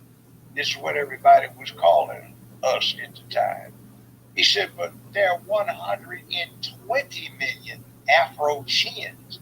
In other words, part African, part Chinese. There are twice as many of that group as there who are of African descent in the United States. He said, you're getting overtaken. You become obsolete to us because my grandson-in-law is a graduate engineer and a physicist just like I was. My granddaughter is getting her PhD in physics, studying in Beijing. What are you guys doing for us? You see, that's where it's gone. That's what I said about our abdication of leadership. We have not taken advantage of our own opportunities when the rest of the black world was looking at us to be the leaders, to be out front, to set the stage, to find the pathway. All right. Well, Judge, let me go ahead because we got a number of hands up. So let me go ahead and get to some of these hands up in here as well. Fahima, go ahead and unmute your mic. How you doing tonight? You there, Fahima? Fahima, I'm gonna try. Can you hear me? I can hear you now. Okay, yeah, I got Nicole. Yes. Respectfully, Judge Brown, I had a couple of questions I wanted to pose to you, but what I wanted to say, you had made mention that Congressman Cohen, was a member of the Congressional Black Caucus. 2007, when he got Harold Ford's old seat, he did ask to be a member of the CBC. And they told him that he could not be a member of the CBC. And I put an article political of 2007 that had came out and addressed that. Now, he was on the subcommittee that is comprised with various members of Congress. He was on the subcommittee, but he's not a member of the CBC. Never was not the CBC. He was denied access. Hey, you breaking up, Fahima, you breaking up, sweetie. Can you hear me better now? I can hear you better now, but you were breaking up before, but go ahead. Okay, let me just move to a better space in my condo. Okay, what I was saying is that while you're moving, let me just say this. Well, can I finish my question first? No, I'm just saying, and this. That's what they're putting out because we've been jumping their mess. I'm one of his constituents. I'm in his district, registered to vote. Trying to turn him out, but he's not going to run again. He is suffering and he's in a wheelchair. He's trying to promote somebody else white to get the seat in the 92% black district. Yes, sir. But I just want to address, because I've heard you say this also on the other platform with Dana, okay? Yeah.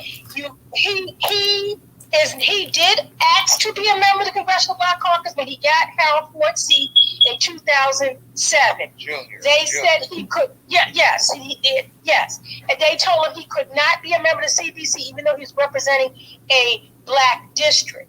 He cannot be a member of the CBC, and there was an article in the Political. Yes, he may very well have been on the committee because, as you know, different bills go through different committees, and there are a number of people on those committees. He may have been on the congressional subcommittee, might have been Judiciary Committee or whichever committee, but he is not a member of. He's chairman of. If you want to see it, go look at the publication that the Congressional Black Caucus puts out. It's a book. Judge Brown, I was a CBC fellow when Maya Rockamore. You were a fellow.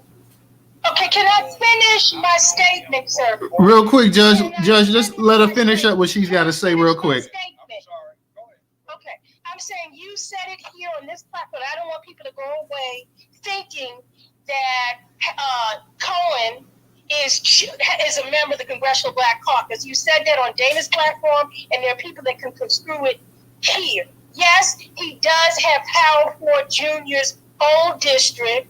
Yes, he's married to Angela Stribling. Yes, he may very well have been on the committee that heard the reparations legislation, HR 40, but he is not and never was a member of the Congressional Black Caucus. And I will land there. Stop giving us that propaganda. That's false. And he is, and their own publications have advertised it. Since we've been jumping them about it, they've retracted. Right now, he is not going to run again after 20 years. He's trying to help Strickland. Strickland has recruited 5 black men to run against him. He's trying to recruit 2 more. He is counting on a district that's out by Millington Naval Air Station to give him the block. Wipe him out. He needs to be the Democratic Party nominee for the 9th district replacement. That's the current or past white mayor of Memphis, the largest predominantly black city in America. They call him the Pillsbury Doughboy for obvious reasons. Once you see him, and yes, I'm very familiar with that. I used to represent a lot of the Ford family. I know Harold Ford Sr. personally. I helped him tried to help him campaign when he got elected in 1974. I knew the boy who was his son, Junior, from when he was a child.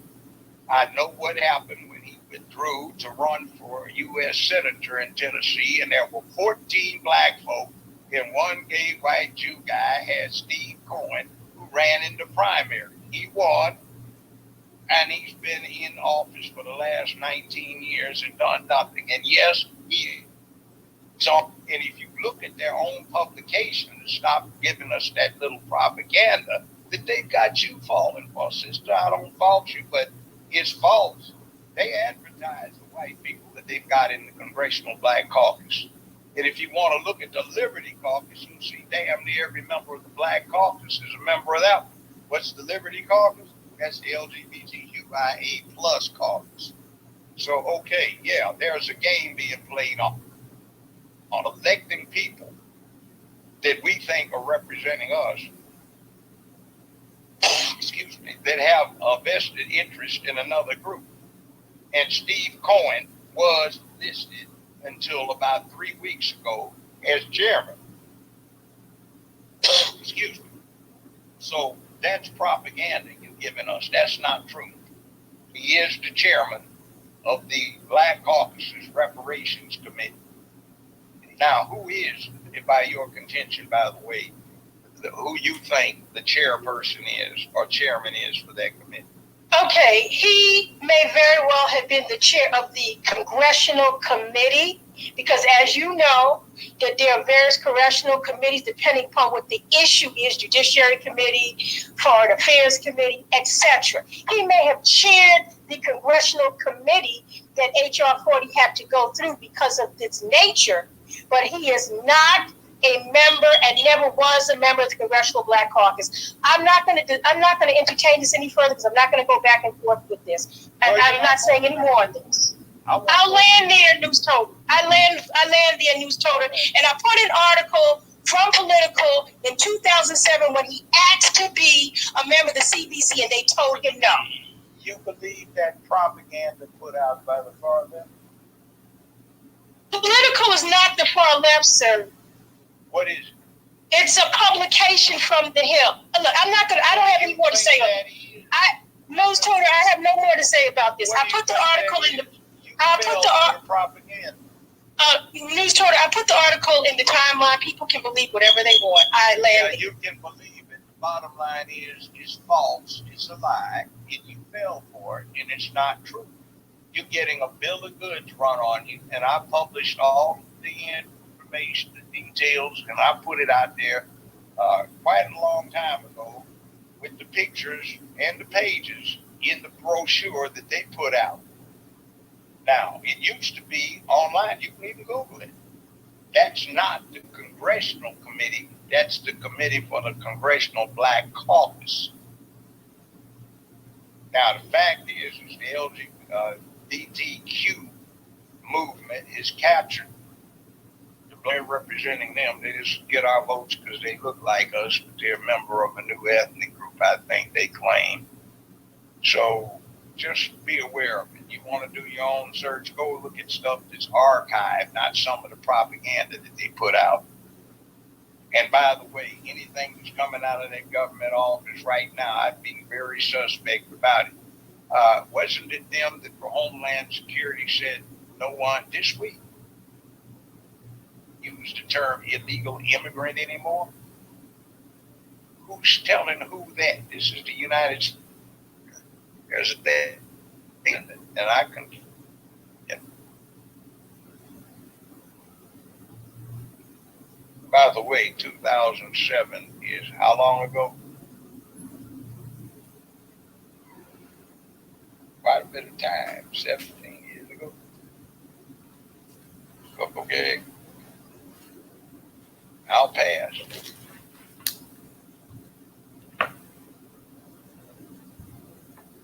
Yeah, apologize about that. Y'all just getting in the studio myself. I've been walking all day. Shout out to Judge Joe Brown. Shout out to Newstoter. Hey, shout out real quick too, because I just got back. DJ, I sent you a shout out to you, Judge. Appreciate you. Hey, you know, I see you dropping down for him. You trying to come back up. Hey, can you hear me?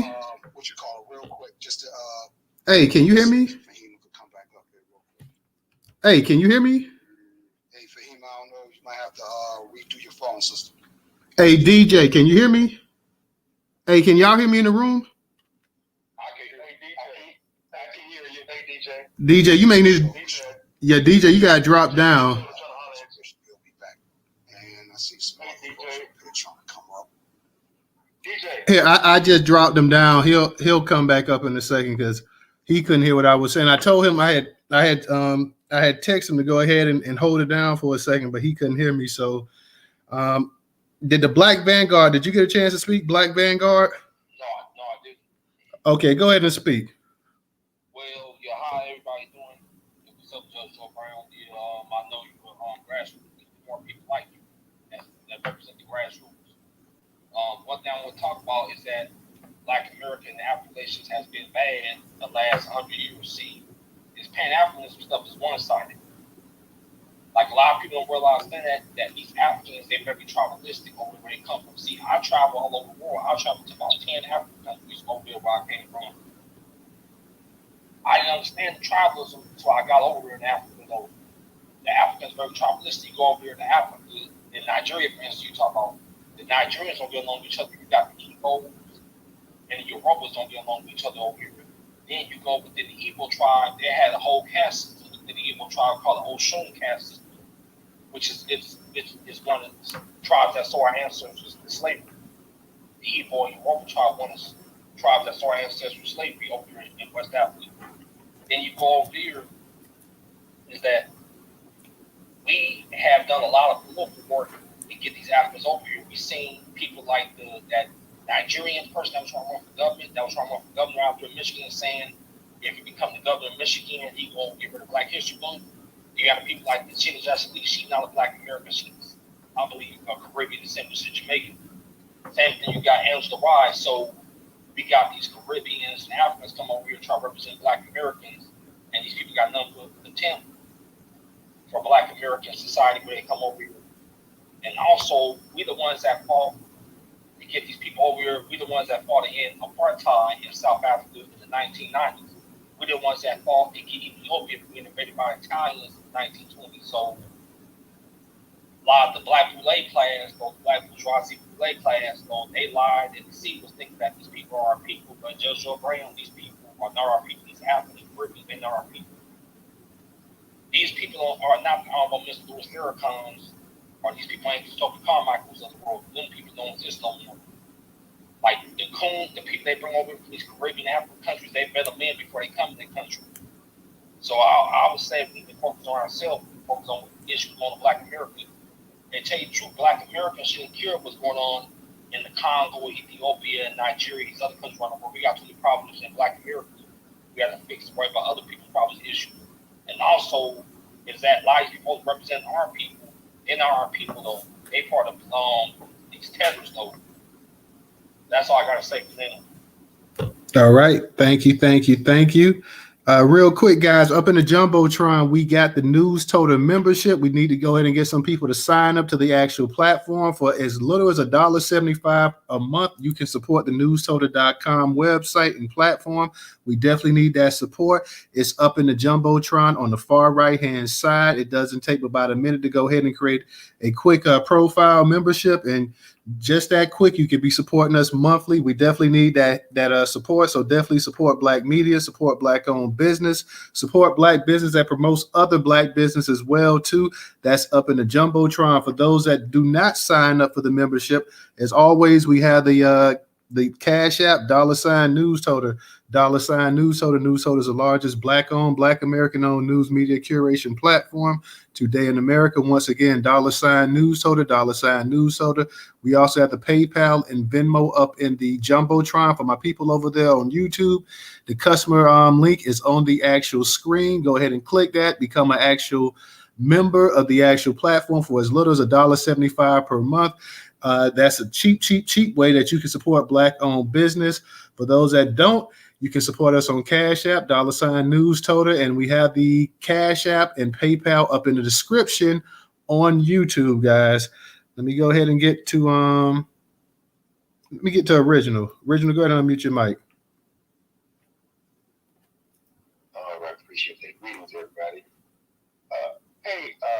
Judge Brown, I want to ask you a couple of questions. Well, the first one, I heard that allegedly, I'll say allegedly, since when we're on social media, but I heard that it was this guy who was a preacher named Samuel Billy Cowles that ratted out Dr. King and basically set the whole thing up for him to be shot on that balcony. Are you familiar with that? Yes, I am. I've still got the late Dick Gregory's number in my phone contacts. We talked about it, and to a great extent, what he did was based on what I told him, and that's who he was talking to. Hey, real quick, Original and everybody. I want to try to stay on topic as much as possible, guys. So go ahead and ask your question. I want to try to stay on topic as much as possible. Okay. And then my next question is, the friction that's going on with Black Americans and Blacks from what is called the diaspora. I believe that more than likely is being promoted by our enemy, but at the same time, you do have some of the Africans and the Caribbeans. They have a lot of vitriol for us for whatever reason. They feel like they are smarter than we are. They're better than we are. And then when we, call them on the carpet, they start trying to say that we're xenophobic and we're this and we're that. For decades, it looks like Black America was reaching out to them, trying to, we thought we had a friend or ally or whatever within them. But it's like now, what we see is nothing but, like I said, vitriol coming from them. And so I don't know if they're expecting us to go. I don't know if they're expecting us to go ahead and we're going to accept that they are smarter than we are or whatever, because it seems like the homeland that they come from is in shambles. But they want to come over here and tell us how we should live. And they're claiming that they're so superior. But if that was true, from my perspective, I've had to say that, well, why didn't you fix your homeland? And they're not wanting to answer that question as to why they didn't fix their homeland. But there's a lot of that that's going on, and I think it may be that it's possibly coming from the enemy of to present this divide and conquer. But I hope they understand that we're not going to just allow them to disrespect us and get away with it. And I'll land with that. All right. Thank you, Original. Who's brother? Commentary. Is that brother C? Brother Che? It says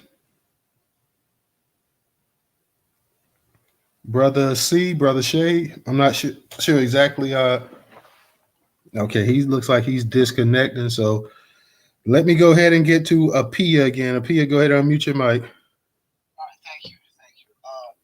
Before I make my submission, I would respectfully suggest, that you have an eminent, citizen here, right? He's raised the bar, very educative and informative, program, So kindly, if you can equally screen the individuals that come up and want to ask questions, so they can keep up, with a tempo and be more progressive than, this thing that changes the whole energy in the room, right? Thank you. We got it, Apia. Just go ahead and ask your question. We got it. Okay, honorable judge. The history that you gave, I've heard that also even all the way back home when I was in Ghana by some of family etc. That when they were here, it was more like brotherhood between Africans and Black Americans. I want to find out during the civil rights movements at the students' level, did the Africans oppose to it, or they supported their fellow brothers during the movements? I kind of want to know that, if you have any experience whatsoever on that part. Well, I'll give you an example. I'll give you a classic example. All right, there's a guy named Ayuko Babu. He still runs the Pan-African Film Festival out of L.A. Back 50-some years ago, we had gotten together a load of jungle books for Frelimo, the guerrillas down in Mozambique, and the State Department seized them. So we decided to put on a concert and raise money for Frelimo. We had it at the Palladium, which was on Hollywood Boulevard. Aretha Franklin sang, Stevie Wonder did it, performed, Pharoah Sanders, Oscar Brown Jr., Taj Mahal, Steve Pace. And we had one hell of a performance, and we raised a lot of money, and we sent it over to Frelimo. See, there was that kind of cooperation. We were not into civil rights. You have to understand, students of the mid and late 1960s, Black in America, was militant. We were not into being down on our knees praying while some fool beat us across the head and another, some racist, felt guilty about it. We were not going to allow that to happen. We took action. Our heroes were Malcolm X and H. Rap Brown, not Martin Luther King and not Andrew Young and not that bunch. You see, we had a different thing. So we were looking to African Brotherhood to give us guidance in how revolution worked, because we saw what we looked at as tribalism, and we said at least people are learning how to fight. We later found out that tribalism was a front put off by Oppenheimer de Beers to maintain a diamond monopoly. I could tell you about a trial I had in my courtroom where I had 4 men who were hired killers sent over from South Africa to exterminate 7 people who got a diamond strike down here in Arkansas on some federal land that they had a permit to mine. They wouldn't go along with the low price they got offered by Oppenheimer de Beers, so the hit team came over here, killed 4 of them outright, shot one guy 5 times, paralyzed him. They were getting ready to shoot him in the head, and Memphis police were next door on a domestic disturbance call, came over. When they heard that, everybody threw the guns down. We were in our 3rd week of trial. For the weekend, it was log up period. We couldn't go back and try the case Monday because the U.S. State Department had granted the killers diplomatic immunity and flown them back to South Africa. That was in 1991. What we heard that drove that was ruining things on that continent and influencing directly here was that the average price of $1 million diamond, the actual worth of it in terms of common value, was about $8,000, not $1 million. And most of that was due to the cutting quality. What had happened is Oppenheimer de Beers had a monopoly on diamonds, and they were guaranteeing that by saying if you don't go along with our monopoly and try to sell it elsewhere, we will prop somebody up, call it tribalism, kill you all, and take your whole thing over. So we learned that, but that was 30 years ago. But there was this thing that was a cooperation because they were looking at us for educational and technical guidance, and we were looking at them at how do you run a revolution, or how do you stand up and run a guerrilla war. So there was a mutual exchange and respect, and you're exactly right. Tell your relative or ancestor, thank you for seeing them. But something's happened now. Thank you, sir. I appreciate you. Brother Newstoter, it's Brother Che. My phone froze up. Would I have permission to speak? Hello? I can hear you. Yeah, Okay. Yes, okay. Hold on a second, just make sure Todd. Yeah, go ahead. I had kind of got it, was in the matrix, but go ahead. Alrighty. Okay. How you doing? I'm a member of the Eric and Defiant Brotherhood myself. I just want to say that there's a brother online that came on earlier and said that we need more people like Stokely Carmichael and Minister Farrakhan, but not realizing that Stokely Carmichael was born in Trinidad, and Minister Farrakhan is Caribbean, and Malcolm X's mother was Caribbean. So what do you think about this phenomenon of breaking up, of dividing black people, this FDA thing? You gave beautiful stories about, working with Nigerians and Ethiopians. What do you think about this divide and conquer of black people? It's just what it says, divide and conquer, and it's working.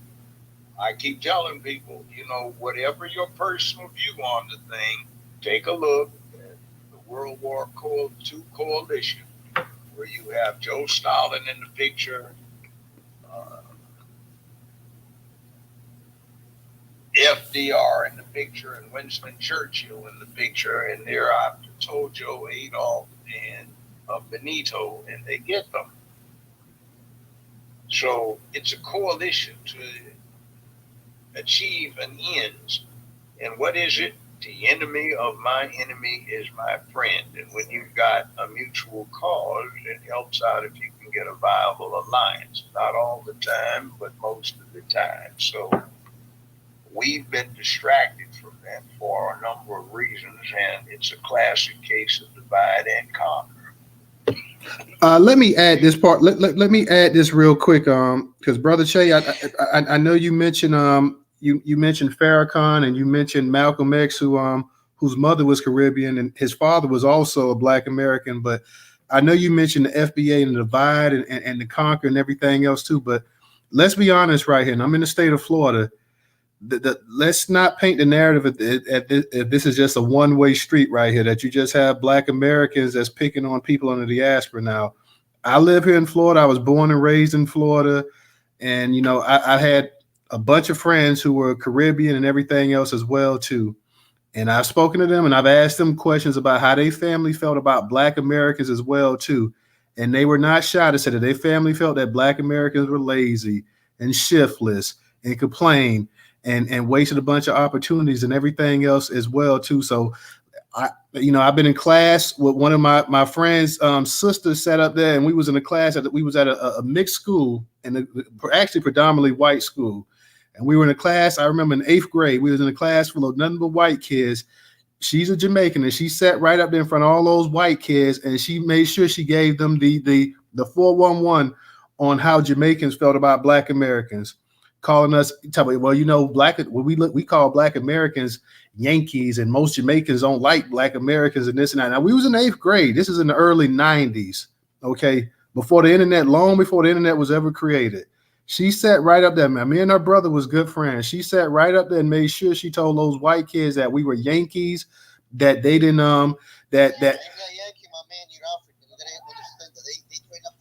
All right, whoever that is, get on your microphone and don't come off your microphone. I'm gonna drop you. Okay, don't nobody come in here and when the host is speaking, go ahead and interrupt him.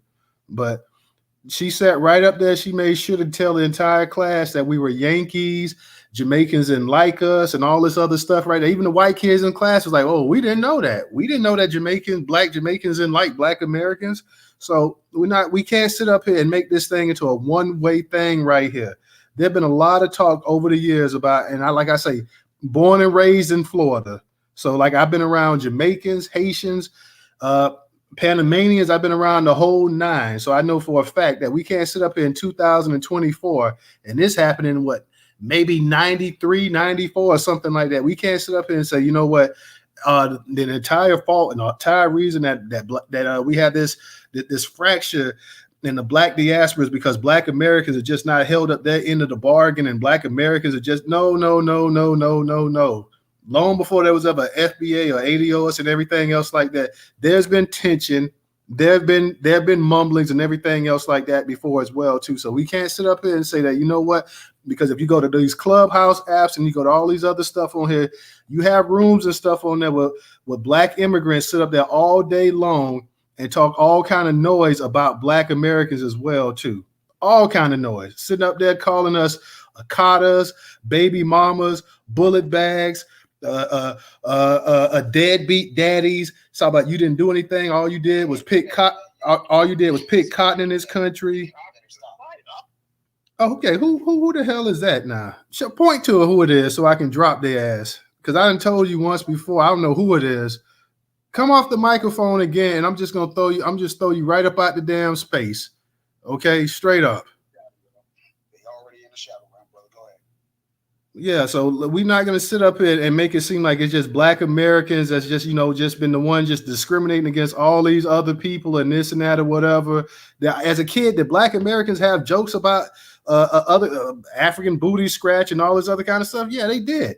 But most of the time, them jokes was even pointed at black Americans. So for every group that comes up in a judge, I know you always talk about how y'all played the dozens. For every group that say black Americans picked at me and called me this, guess what? The black Americans got it worse, because I sat up there and I cracked on a bunch of people. They cracked on me and I cracked on them back. And sometimes you crack on the wrong person, you might get cracked in the mouth. That's just how it we not going to sit up there and say, hey, you know what? This group here is basically a fraction of black Americans sitting up here and they just picking on these people in the diaspora and they haven't done anything. Damn that. I've been hearing this since the 90s as a preteen and a teenager. This is not a one-way street. I never meant for it to be a one-way street. Lord knows I've had my share of straightening out and telling off Africans or Caribbeans that would come back against African Americans. I let them know that if it wasn't for African Americans, you wouldn't be here. This society wouldn't be here like the way it is. As African Americans sacrifice blood, sweat, and tears. I have had my arguments with them as well. But I'm just saying, the lines are getting so blurred that we're calling Caribbean people, great people, Americans. He said that these Africans are not like us, the brother said. But then he turns and he uses as an example Stokely Carmichael and Minister Farrakhan. And those are Caribbeans. So I just, I'm saying the lines get so blurred that you don't even know. We don't. I think he said. I think what he said. Hold on, Black Vanguard. I think what he said real quick was that, and I'm not agreeing with what he said, but what he was saying that the Caribbean people of the day are not. What he said are not Malcolm X and Stokely Carmichael and Louis Farrakhan. I believe that's what he said. That the people that we have coming over today are not like those people. I could be wrong, but I believe that's what he said. I didn't hear that. Yeah, I could be wrong, but I thought that's what he said. So I could be wrong. I'm not sure. But let me go ahead and get to and we got a bunch of people coming up. So as people speak, I'm gonna start dropping some people down up here, guys, just so we can make room. I'm gonna get Brother Mikhail up here. Up here, you are up here, so I'll get to you in a second. Brother C, I appreciate you. I'm going to drop you down when we get a chance to move it around the room. We'll get back to you as well, too. Let me get to Chicago. Chicago, go ahead and unmute your mic. Hey, how y'all doing? Hey, how you doing? I'm doing very well. I came into this room because I have had experience with this. As y'all know, if you've heard me in these spaces, I have a whole life in Dakar, Senegal, on the sunny shores of Senegal. And I lived there for 2 years, and I got an opportunity to just really integrate myself into the culture, the people there. I also married a Senegalese man. Now, the reason I mention all of these things is because his mother is the reason that I married him, and his mother is a Cameroonian Malian woman. She considers herself to be a mixed woman, and she considers herself to be in an interracial relationship because her husband is Senegalese and she's Cameroonian Malian. So only the Negro sees black is black. Everybody else has these differentiations. However, what we have to understand is that everybody is doing their tribalism. And so I say that our tribe is the Negro tribe, and there's nothing wrong with us saying that we are the Negro tribe, just like you got the Wolof or the Douala or the Bambara or the whomever. However, the main issue that we must understand is that when we get into these conversations about Pan-Africanism and Africans talking bad on us, it's not all Africans, y'all. It's the Nigerians. The Nigerians believe that they are the superior black man. And so not only do they have these problems with us, calling us Akatas, but they into it with the Senegalese, they into it with the Ghanaians, they into it with the South Africans, they into it with the Kenyans, they into it with everybody. And because they are the largest Anglophone African country in America, the Africans that we mostly interact with are Nigerians, and they're giving us that Nigerian culture. Now, what happens is because they're taught they are the superior people, they come around other people and try to push that superiority on us. And then we assume that it's all Africans, but it's really not, based on, again, how I've been traveling and moving around. But there's nothing wrong with us saying that we're Negro people. I actually learned tribalism when I was over there, when my in-laws called me a Tuba, which is Wolof for white person. And I'm like, how y'all call me a Tuba? I'm not white. I'm black like y'all. And they're like, no, not white as a European. We're saying that you're a Tuba as in foreign. You don't eat like us. You don't sit like us. You don't dress like us. You don't walk like us. Nothing. You an American girl. We are not the same. And that's okay. And that's what sparked my American patriotism. That's what sparked my Negro esteem, because we are a great race. We are not the same people. Even if someone like Malcolm X and his mother, Malcolm X, even though his mother was a Grenadian, he was raised in America as a Negro. And so, again, that is a Negro thing. But what I do not like about Stokely Carmichael is that Stokely Carmichael was very instrumental in erasing Negro from our lexicon, from our identity, and making us a flat black, because he himself is not a Negro man. So we have to be very careful about how we interact with people, foreign black people within our country. Also with the Honorable Marcus Garvey, who I love, honor, and respect, but he was not a Negro. So it's very easy for him to come into our country and tell us to leave our country, go somewhere else, build somewhere else, as if we hadn't fought all the wars, cleared all the land, picked all the cotton, killed all the Indians, stomped on the French, mushed the Spanish in the face, kicked the British back across the water to build this country. It's ours. And it's okay to say that we're Negro. It's okay to say that we're different, because we are. We have our own culture, our own language, our own country. We have our own everything. There is no flat blackness. And again, only the Negro believes that black is black. Nobody else is saying this. And we don't need to keep on saying that black is black as if we need allies or we need friends, because we don't. We are not in some united fight against the white man. We got our own issues as Negro people with the U.S. government, and that's what we got to focus on. I just get really frustrated when I see all of these Negro versus African or tether conversations and all this stuff. Forget them people. Stop talking to them. Stop thinking about them. We got Negro business to stand on. And I think once we really focus and get it, our own Negro esteem together, our patriotic esteem together, we won't have time for these conversations, because we're going to be winning too much. So let it go. I'm not trying to diminish this conversation, but just know that they're not trying to get into it with us. The people that we get into it mostly are Nigerians, and that is Nigerian culture. And it's not just against us. They do it everywhere they go. I'm not knocking the Nigerians. They push high self-esteem. They push superiority in their people. That's why the Yoruba are the richest immigrants in the country, because they have this mentality and it works for them, but it's detrimental to us, and we can't put that on the rest of the Africans. Thank you, y'all. Okay, I will say this, Chicago, real quick, and I definitely understand. I don't paint a wide stroke and to say everybody is everybody, every African, every Caribbean, this and that or whatever. So I agree with you 100% on that. I will say though, it's not only the Nigerians that's talking a lot of noise as well, because you got Somalis, you got Ethiopians. So absolutely, but see, even that Somali nation, do you know that the East Africans. So the East Africans say that the West Africans are very opulent, all this kind of stuff. Because I was talking to an East African about it. They're like, you guys are really, or the West Africans, we really don't like them because they're really showy, they're very loud, they're very flamboyant. And I explained to them, well, they're Mansa Musa's people. They come showy and opulence, and this is why Mali got invaded, because Mansa Musa was showing out. This is the culture of West African people, but they got their own continental beefs. That's what I'm telling you. And so when we allow them to drip their beef onto us, that ain't our business. You know, you can't come in my house and tell me that I'm nothing. If you don't like it, here, leave.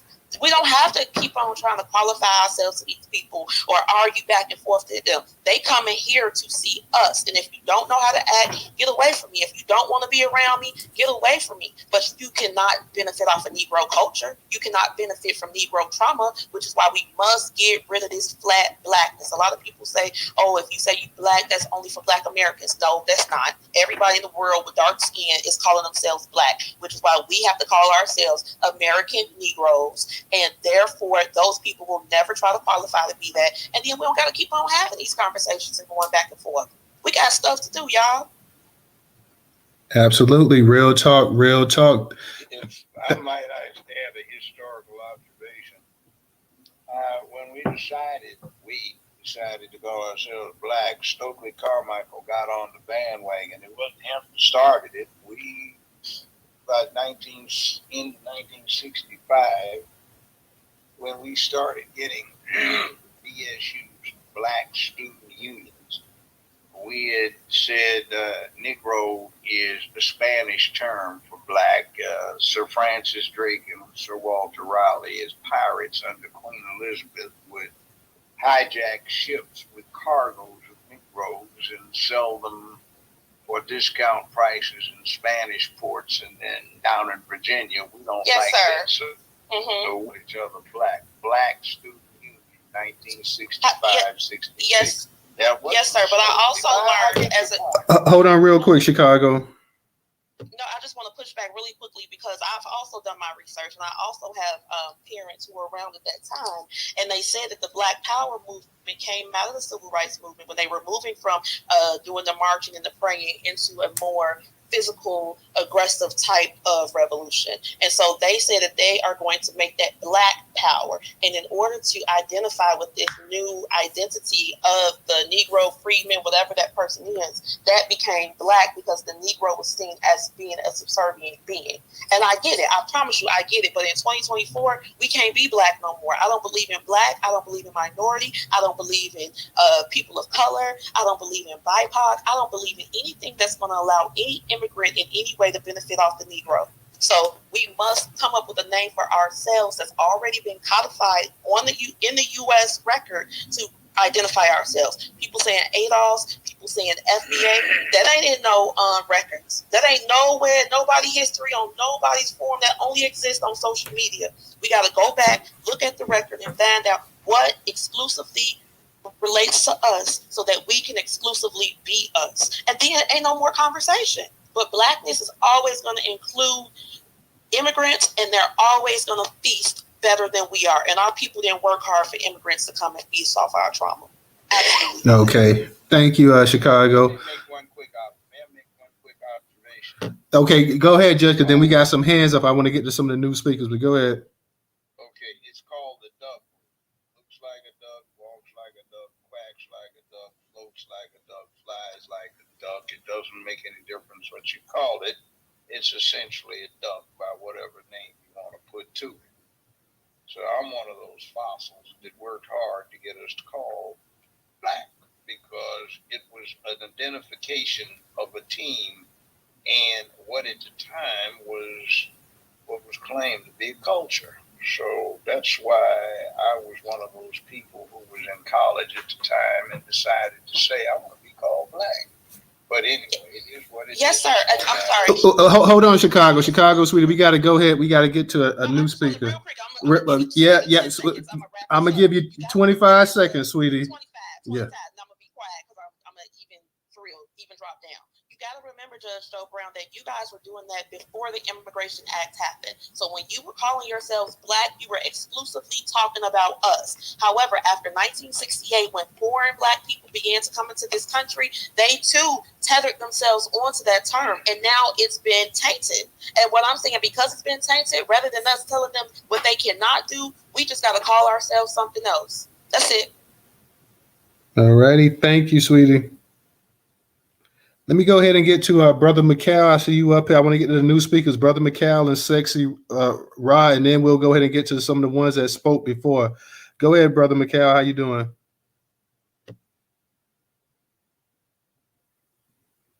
You there, McCall? Thank you. Yes, thank you, great one. And greetings to the great, beautiful black ones of the great ones. Thank you for the opportunity to speak. Honorable Judge Joe Brown, how are you, sir? All right, sir. How about yourself? Excellent. Just here in East Africa, living a dream and winning over here on Black American Business. We spoke in the past before. Yeah. Yeah, and you gave me some advice regarding the diamond situation in South Africa. Some things to research.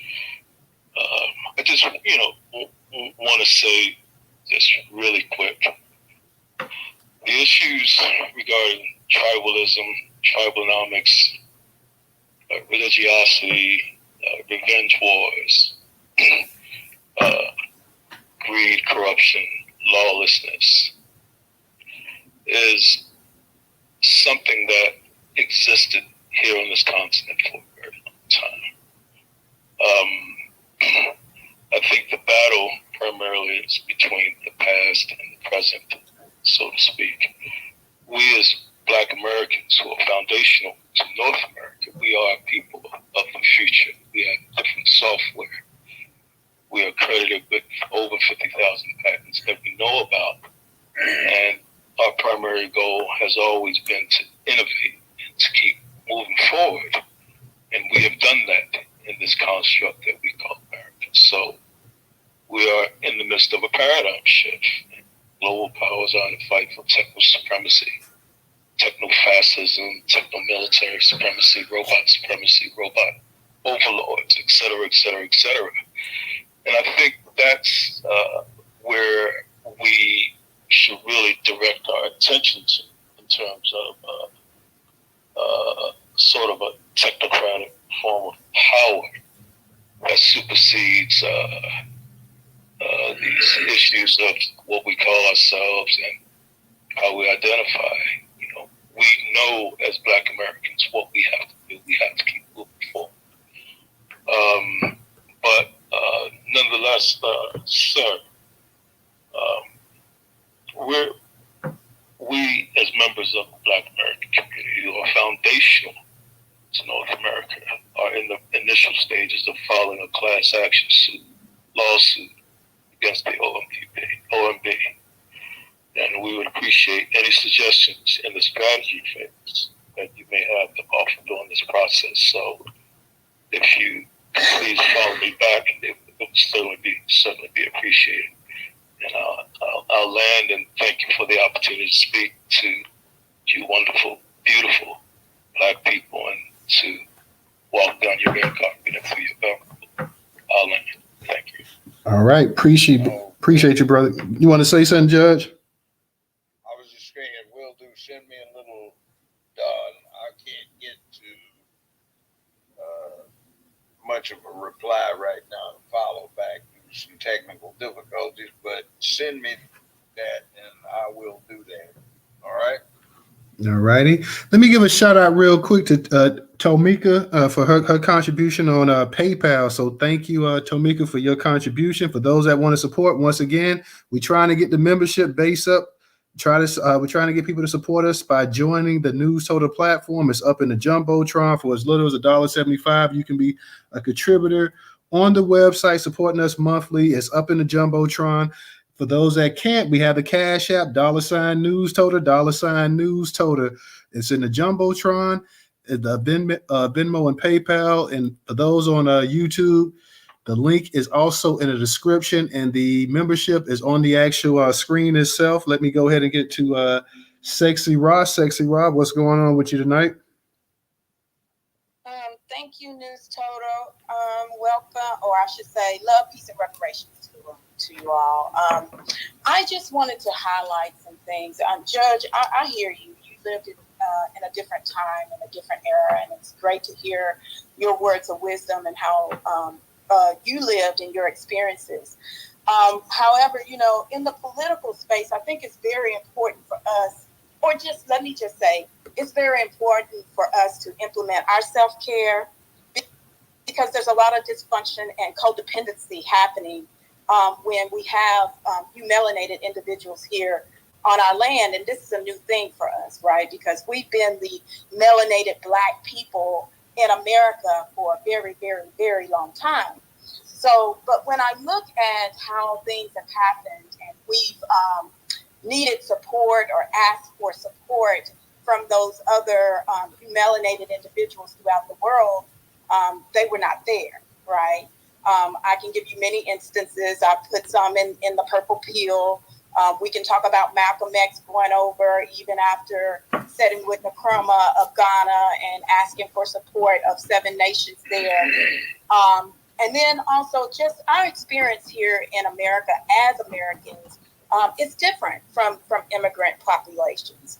And I don't see how our politics and things that we have that we need to do for ourselves can merge with them, especially with the different cultures and the different perspectives. Now, one thing I think is important for all of us as humans is respect, and respecting the differences of opinions, perspectives.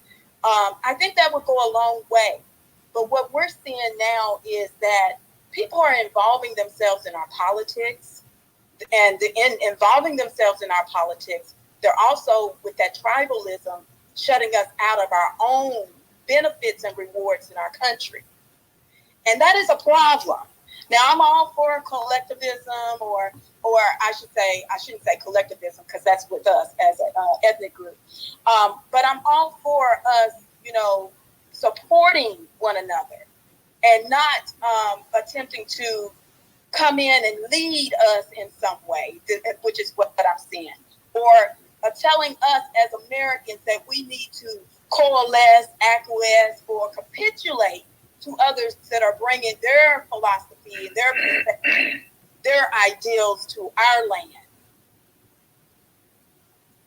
So I'm with you. I love Black. I love all of our terms, and I don't think they should be shared with anyone that decides to immigrate to our country, right? Because we're foundational Black Americans, or you can say we're freedmen, ADOS. We're still the foundation of this country, and we should be elevating ourselves. I agree with you with that. We have a great deal of innovation and more to come with our youth, and we need to focus on us, because those individuals or whomever come here decided that, you know what, I don't want to focus on changing my country and my homeland. I want to go over somewhere else and integrate into those people's culture and land. So it's not about us capitulating and doing anything to appease them. It should be them acquiescing and saying, hey, how does this work? How do we go about this? So I'm just going to land it there. All right. Thank you, Sexy Rob. If I might make a brief reply. Go ahead, Judge. Let me make this disclaimer. I really have no stake in this personally. My grandchildren do, because I'll be dead long before any of this shows up one way or the other than the way we're going now. I would just offer this observation that the major I wound up declaring political science with something of a specialty in international relations and propaganda, decrees this, said you have won the propaganda battle when you get your opponents to think in your terms and use your words and phrases and get tied up in your debates. And I'm alarmed because I'm seeing that a lot. My grump with your generations, and I mean anybody below mine, is do something. Come on, take some action. When am I going to see some results? I hear a lot of complaints and a lot of please do right by us, but the world is a vicious place that's not fair. And the only way you will get something, the only way humans have ever gotten something, the only way humans have survived either against themselves or the adversity of this planet that is not human, is to stand up to it and control it rather than surrendering to it and allowing it to dictate what happens. Now, I just offer that. But do something, please. We need you to do something. I passed. All right. Appreciate you, Judge. I mean, let me give a shout out to Hazardous Media for their contribution as well, too, on Cash App. Let me go ahead and get to, I see we got a new speak up. I'm going to let you go ahead and speak. Shah, go ahead and unmute your mic. Thank you very much. I've been listening, and it's a very thought-provoking. Shah, you sound a little, you're not on, are you on a headset or something? Yeah, is that better? That's much better. Go ahead. All right, so a lot of the things people say can be true, you know, and it's not just composed, but this is what. It's like he went back on the headset. Did you go back on the headset? Shah. And like the judge, I was Hey, can you hear me, Shah? Because it sounded like you went back on your headset. Can you hear me? I guess it's a double mute. Let me. Can you hear me? Shah. Yeah, shop phone be janky, straight up. Mm-hmm. Yeah, because he was coming in clear, and it seemed like he went back on the headset. Shah, are you there? Oh, he was. I know he was trying to come up for a while. One time we didn't have no space to get him up here. He was up here, but hey, Shah, can you hear me? And not just remove from speaking. Hey, Shah, come back up here. Fix your phone, Shah. Come back up here. We'll get him. We'll get him back up here. Let me go ahead and get you while we're waiting on him. Professor, go ahead and unmute your mic. Yeah, thank you, that Newstoter, and definitely have to say peace, power, and reparation to everybody in the room.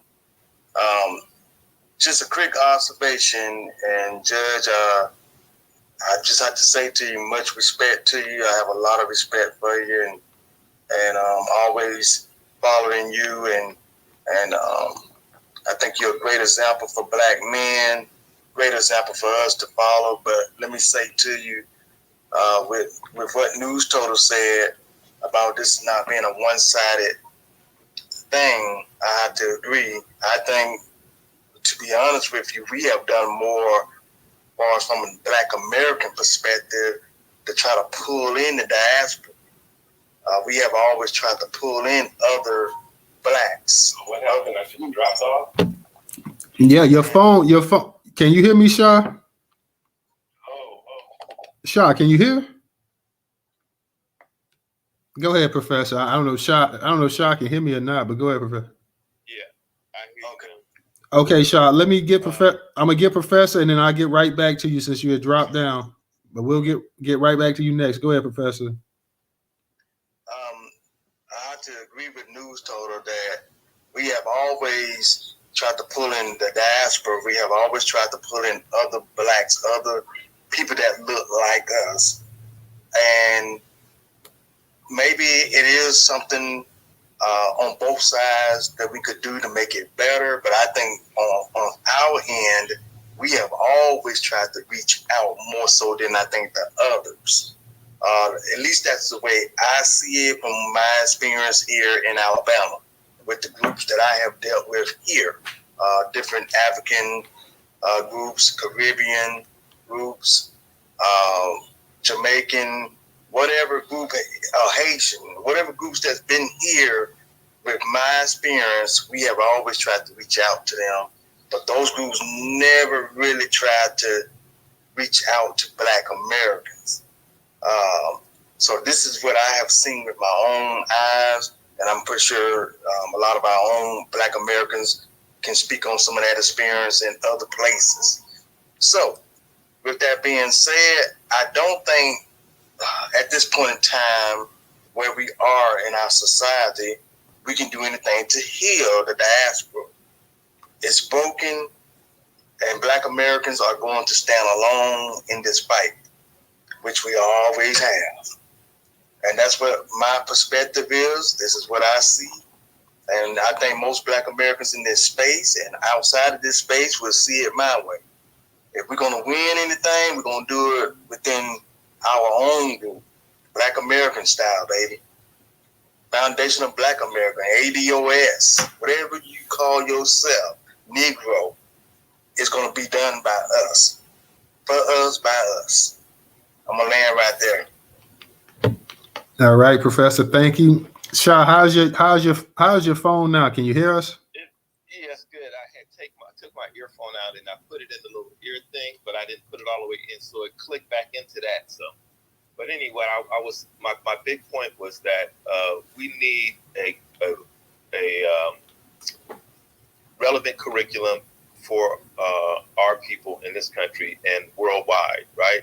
So that African-centered education needs to be throughout the continent and everywhere we are as a people, so that we're not ignorant, so that we don't say stupid shit to each other. Shah, now you know to watch your mouth in the space now. Oh, okay. I won't say that word then. So that we're not arrogant and ignorant, wherever we are. That we'll be correct about our history because we won't have a colonial education, and that's one of the problems with us interacting with each other, and even in terms of tribalism.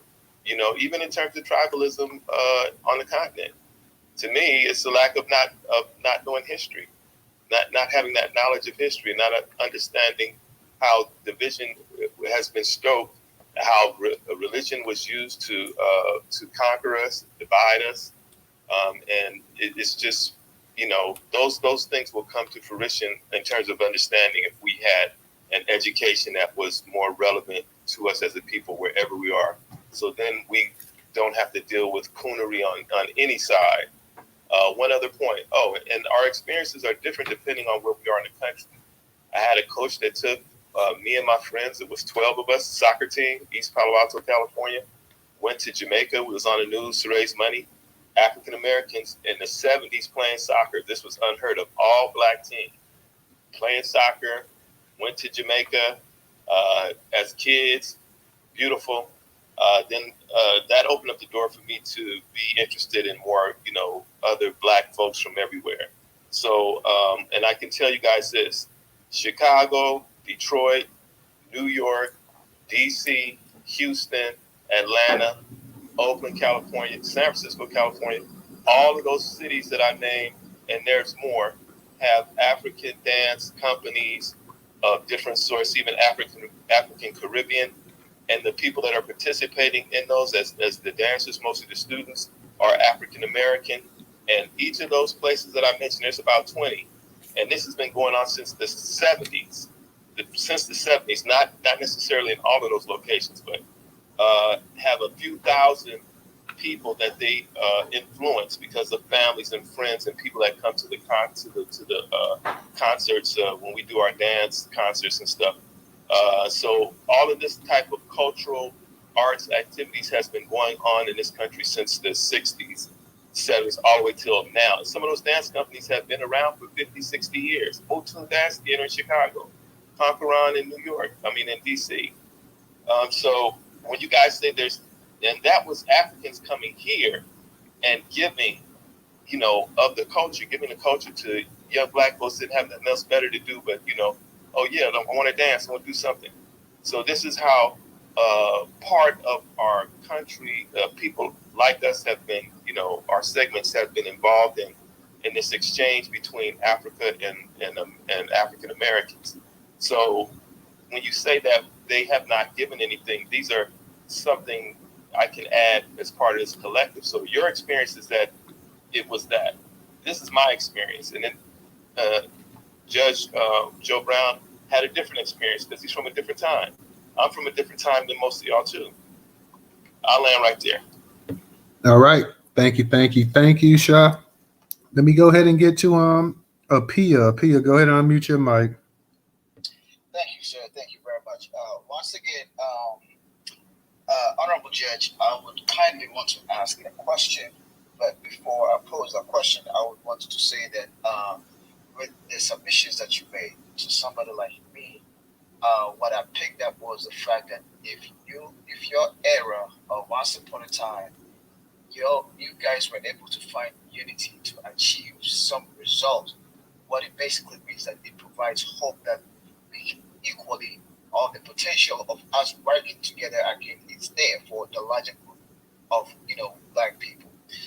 However, that there is in your submission, right, you stated certain issues that may have been the reason why black folks may not be at the top at the moment, either leadership, etc. For whatever reason, all the points that they have raised here, right, largely anachronistic in my kind of opinion. You cannot go to any jurisprudence and then be using word of mouth with no fact, as they state that the burden of proof is on the one that alleges, right? And the saying goes once again that he who calls for equity must come with clean hands. With this statement that I've made, do you think that the challenges that black Americans are going through is caused by the just 3% Africans in the United States? Do you think that we are the problem to the challenges of black Americans from a historical perspective? Thank you. We never, no one, before Judge answers that, but I'm going to say this. The judge is going to, the judge is going to answer, but I'm going to say something real quick too. I don't know any logical thinking black person that says that, the entire issues and the entire problems that we have in this country as black Americans are because of black immigrants. I've never heard any black person that was a somewhat forward-thinking individual say, you know what, all of our issues and all of our problems are them damn black immigrants. If it had not been for the black immigrants, we wouldn't have went through half of the stuff we went through in this country. I'm gonna let Judge Joe Brown go ahead because I know he wants to answer. But go ahead, Judge, you got it. My response was a very brief one. I didn't think everybody's getting manipulated and set against each other. There are some people I've seen, particularly the ones I ran into in Hollywood, that have an ulterior motive for turning people against each other. And what they present on the news, what they present for entertainment, and what they popularize through the press, and subtle this, subtle that, you get a mess where, again, it's divide and conquer. So just keep that in mind. You'll have to work it out, find some commonality. But people have always found that the enemy of my enemy is my friend. And every now and then, things develop where people get their best interest satisfied by coalitions and alliances rather than trying to separate. And it's in your opponent's interest, it's in your adversary's interest to keep everyone divided. Just keep that in mind. And have at it. All right. Thank you, Judge. Let me go ahead and get to let me get to Rella. Rella, you're a new speaker, and I'm gonna get to you, Miss Cleo, on the Black Vanguard. Go ahead, Rella, you got it. Hey, Newstoter, how are you? Hey. I thought you were skipping new people now. No. I appreciate you calling on me. Hey, DJ. Hey, Reginald. Everybody in this space. Hey, Sexy World. It's really interesting to hear all these different conversations, and the most important thing that I heard really is that the American descendants, Black American descendants, which Negro still means Black, really are making the claims and have stood on business since day one that the jurisprudence,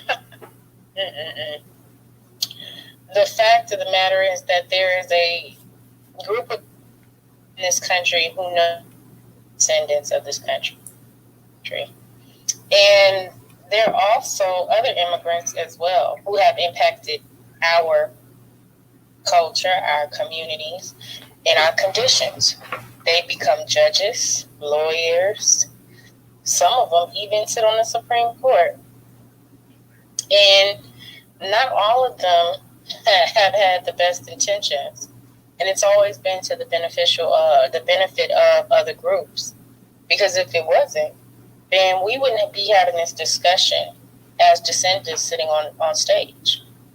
And I think the issue for me is that you have someone like Shaw who talked about colonial education when Africa has been colonized just as much as these lands here were colonized. And the education seems to be a lot slow over there as well. Because if it wasn't, the diaspora wars, or as they call it, wouldn't be a thing. Matter of fact, the different countries in Africa wouldn't have warring, torn issues going on. And they would have pushed out the white European South Africans back to Europe. But that didn't happen, did it? And it's crazy how we have Afrocentric, African studies, African this, but not nowhere in those studies do they talk about the historical plight of the Negro. The Negro studies. Where is that? Why is it that we have to start? Are you serious? I'm very serious. I'm you don't know what Black Studies did. You don't know what Africa.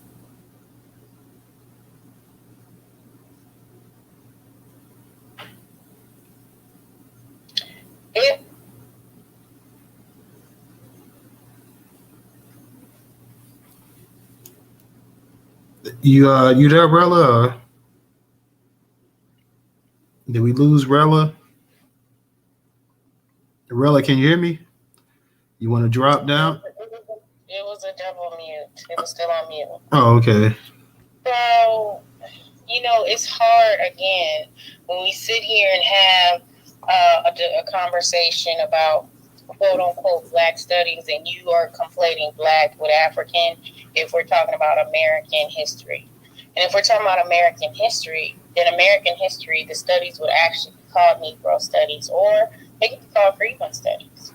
They could even be called the studies of the indigenous, the originals, because new information has changed. If you're still coming from the premise of the African in America, when we today are saying none of us in the descendant community have been, except for Shaw, of course, maybe others, have been to Africa in a way where they're living their life, marrying people, and being so engulfed in their culture that we're talking about America and you're still trying to reference another country.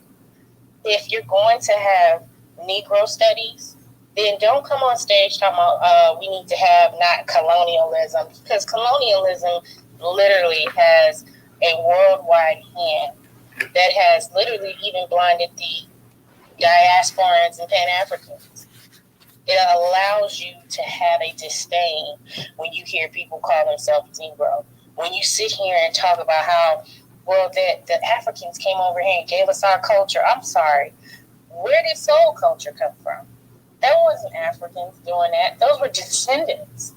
Those were people coming off the heels of plantations, coming off the heels of history, and they passed down those traditions to their families. And they have a different story than the Pan-African. And so it's so unfair to hear people keep trying to paint this double nationality onto us when no one's not saying that we don't have a tied lineage to people from other countries that play a part in our story. We're saying that our story in America should start here and be told correctly. That's not colonialism. That's actually us being forethought and actually doing something about it. That thing that Judge Joe Brown just called out as a challenge, it has always been done. As a matter of fact, it was actually written that Marcus Garvey was pushed back when he tried to create that failed shipwreck situation and try to get people to repatriate back to a place they had never been. So I don't use those points of reference. When we have people like George Washington Carver, we have Langston Hughes, we have all these different and wonderful people, and they never had a disdain for Africa or people coming over. They said that you can't erase our culture. You can't erase what we've done. And those are the things that should be a study, a class, and courses that should be gathered, not under African studies. So, in my submission, I'll land and I'll say this. I don't care who you marry. If you are in this space and you're with a white person or someone that's other, or you're with someone that's African, and you're trying to tell Black, Negroes, descendants of freedmen, that we somehow should get rid of terminology because other groups of people have come over and cosplayed, then you are a body snatcher. You are the type of person that's a gatekeeper because you're still trying to control a narrative that people claim was given to us. So if we are demanding that our stories be our stories, we can interchangeably use all the terms that have been designated to us that are on record federally. And we can study them and we can create our own courses and demand our own information be told correctly and corrected. Because we are American. And that is our right to do that. And I'll land. Thanks, Hunter. Thank you, sweetie. Appreciate you. Let me go ahead and get to the Black Vanguard, then Miss Cleopatra, and you guys will probably be the last speakers. Miss Thanker, is that Miss Thanker? If you want to speak, I'll get you in here too, and we'll get ready to close it down for that. I know the judge, he's been in here for a while, so let's get to these speakers. Can I make a quick response to her? Just really like 20 seconds, 10 seconds. Literally 20 seconds too. 20 seconds. She, the last person speaking, she is talking about the name, what it should be named. That part I get, but the substance and content of what Black. Yo, we can barely hear you. Your phone is all. You need to take the earbuds out. Okay, is that better? Yeah. All right. So the content of Black Studies covers our history here in this country, and so I don't know what she's talking about. That's it. All right. Thank you. Let's go ahead and get to the Black Vanguard and Miss Cleopatra. Yeah, I know you said something part of how in the Caribbean, see, I got family that lives in Florida, in Orlando, Florida, Central Florida. See, the Caribbeans don't like each other over in the Caribbean. I've been over in the Caribbean several times. The Jamaicans don't get along with other Jamaicans. You got two political parties over in Jamaica called the National People's Party. Hey, we get you a little bit louder, Black Vanguard. Yeah, can you hear me now? Yeah. Yeah, you were speaking about how you had an incident with this Jamaican in the 90s, though. My family, I have some family that lives in Florida, Central Florida, to be exact. See, I've been to the Caribbean. I understand the Caribbeans don't like each other either. The Bahamians don't like the Haitians with Jamaicans. You got Jamaicans don't like other Jamaicans over in Jamaica. You got two political parties over in Jamaica called the Jamaican Labour Party, National Party. The Jamaican political parties go out and use each other. But y'all understand that Jamaica has the second highest murder rate per capita in the world. Jamaica is number one when it comes to fraternity fraud, number one when the most famous side, and number two when it comes to the most highest murder rates, homicide rates in the world. So the Jamaicans don't like each other over there where they come from. They even got terms, names for their own people over in Jamaica where they come from. But the self-hatred over there in Jamaica is real bad over there with the skin bleaching. Jamaica is one of the top countries with the high skin bleaching over there. Nigeria too. See, over here in Jamaica though, even you go to Florida though, you got the Caribbeans don't like each other. Like the Bahamians, they got names for Haitian Jamaicans over here in Florida too as well. Well, I went over here to and show you how Pan-Africanism, how we can't get on, how we can't get along with these Caribbeans and Africans. They don't get along with each other over there where they come from. See, I went to the Bahamas, right? The Bahamians in the Bahamas, they don't bring their apartments to Haitian Jamaicans over there. They don't allow Haitian Jamaicans to get into Florida. Like, you gotta understand that too, is that a lot of them Haitian Jamaicans that flee, they islands over there, the ones that can't flee and make it to Europe or can't flee and make it to Florida, they make a stop in the Bahamas though. A lot of the Bahamians government, they turn a lot of Haitian Jamaicans away and they send them, they let them drown overseas. See, that show you that Pan-Africanism is one-sided. See, the Pan-Africanists want to tell us about Pan-Africanism, but they don't preach the practice that Pan-African stuff over in Africa. The Caribbeans don't like each other, and the Africans don't like each other. They try to listen over the Caribbean too. And all the wars going on over here would be accepting Haitians in Florida. The Haitians started turf wars for Black Americans in Florida, especially. The Haitians started a gang called the Zoe Panels over there, where it was racially targeting Black people in the 80s and 90s. Same thing with the Jamaican Sorrow Posse. See, the Jamaicans and the Haitians, they flooded argument with drugs, especially in the 80s and 90s. The Sorrow Posse, Spindle Posses, the Haitians and Dominicans, they flooded argument with drugs in the 80s and 90s. So, and then when they come over here, where they commit crime and stuff like that, they will quickly label themselves Black. When they do something positive, something constructive, they will quickly say they believe in, or Haitian, Jamaican, where they do something positive, or where they do some criminality type of stuff, they will quickly say they Black. And we finally saying we don't no more tolerate that no more. That's all I got to say. All right. Thank you. Let me get to Miss Cleopatra. Somebody's been to Jamaica. Let me get to Miss Cleopatra. Miss Cleopatra, go ahead and unmute your mic. Hey, I want to direct this to Judge Joe Brown. Growing up, my dad was rough on my mom. He tried to kill her. And I have 4 siblings. We all witnesses. But I have an older sister. You know, my mom, she after the breakup, she did not do well. She was problematic. But you could not tell my sister nothing. She didn't want to hear it.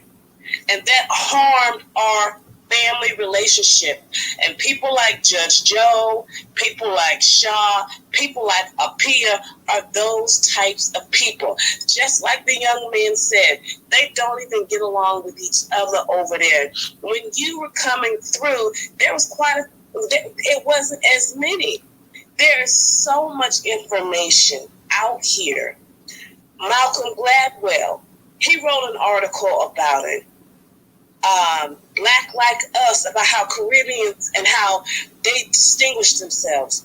You have information out here about how Caribbeans came out in New York and they're saying they want their own political power. You have the African Immigrant Caucus. Like someone said, if you're going to sit up here and say this is propaganda after we're presenting information that we're not saying this about them. This is coming from reliable sources. What else can we do? You're dismissive. And that's a very dangerous place to be in. There are problems, and we should be concerned about how other people move in this country. Look at what Nelson Mandela said. Look how Malcolm X went over there. There is so much stuff out here. And for some people on this app who's learning this stuff, it has become shocking to them. And they have put up crazy rooms in Clubhouse because they're learning this stuff. It is disrespectful. And maybe you don't care, Judge Joe. And I know Apia doesn't. And Shaw, I know he doesn't care. But you understand the slave trade. And to have the same descendants come here and want to run for political office, to have one of them in the NAACP, in the black, it's very disrespectful. It is very disrespectful. You don't do stuff like that.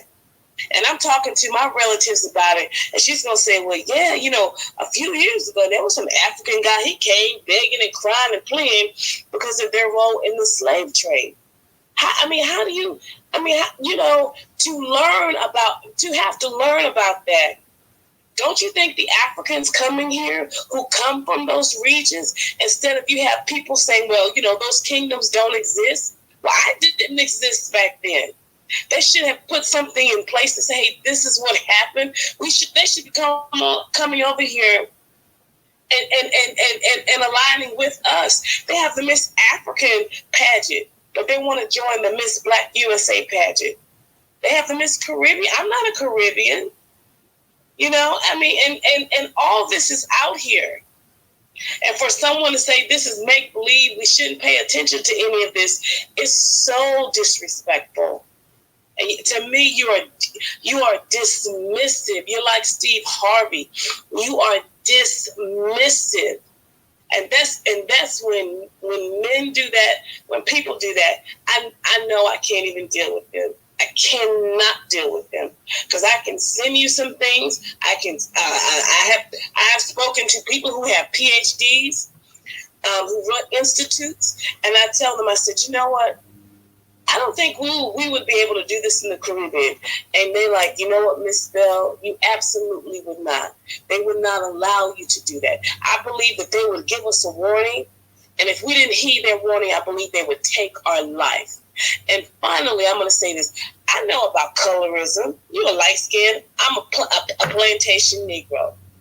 I know how some of our men think. I know about the stuff that goes on here. But to learn all of this stuff about how they get down, how they kill each other, and then you want to come over here and tell us it's propaganda? Who's behind this? Who's behind this? Smokey the Bear? Elmer Fudge? Who's behind all this propaganda? This is what they're doing. So you're telling me Elmer Fudge, Miss Piggy's making them do this? Make it make sense, because it doesn't. And I'm going to land my plane here. One of the best advice, because I'm that shit, Judge Joe Brown. My mother told me, and that goes to a Pia and Raw. She said, Miss Bell, don't you ever make a fool out of a man, because he will take your life, and I won't be there to help you. We're being made a fool out of.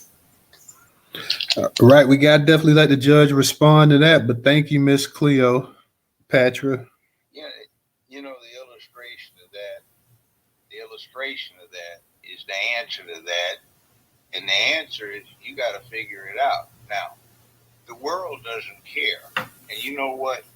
I'm not being disrespectful, but to give you the answer, take everything you say, and the world would say, so damn what? Now do something about it. And then you're stuck. What are you going to do about it? It's up to you to figure out what to do about it. And by the way, answering a question I heard earlier, yeah, we get all these things, but I think there's a Euro Union now, and that used to be, let's see, didn't Germany declare war on France and all of this other stuff, and England and Italy, and let's see, they've had several thousand years of killing each other. This is human nature. But the answer to your question is, so what? Nobody cares. If you care, do something about it. Don't wait. See, you illustrate the problem by asking, when is somebody going to do it? Why don't they teach this? You teach it. See, if you want anything done in the world, you plan out what you're going to do, put it together, organize the group that you want to be along with you, get it to happen. That's how it works. And nobody cares one way or the other. The world is not a fair place. It does not care. Now, that said, again, we have an educational system now that gives people participation ribbons. You don't have class elections in elementary school because everybody wants to turn at being the leader. So their self-esteem isn't hurt. That's not how the world works. To be harsh, if you're not into being a vegan and you ate a piece of meat, do you think it was fair to the cow that you ate? Nobody cares. So with that understanding, you got to do it yourself. Now, I'll pass. All right. Thank you. Miss Cleo, I'm gonna give you a minute to, if you got, because I'm trying to close this space out for the night here. For anyone who follows me, you know I have a blog. I do so much. You know what I'm doing about it. And you can go on my Twitter account and you can see what I'm doing. Because even Judge Joe Brown, I had included him, or he was in a tweet or whatever, and he even liked some of the things that I said. So you can go see for yourself. And then also, I feel like one of the things that I am doing about it is making a weekly donation to Newstoter. It's not a lot, but it is a donation.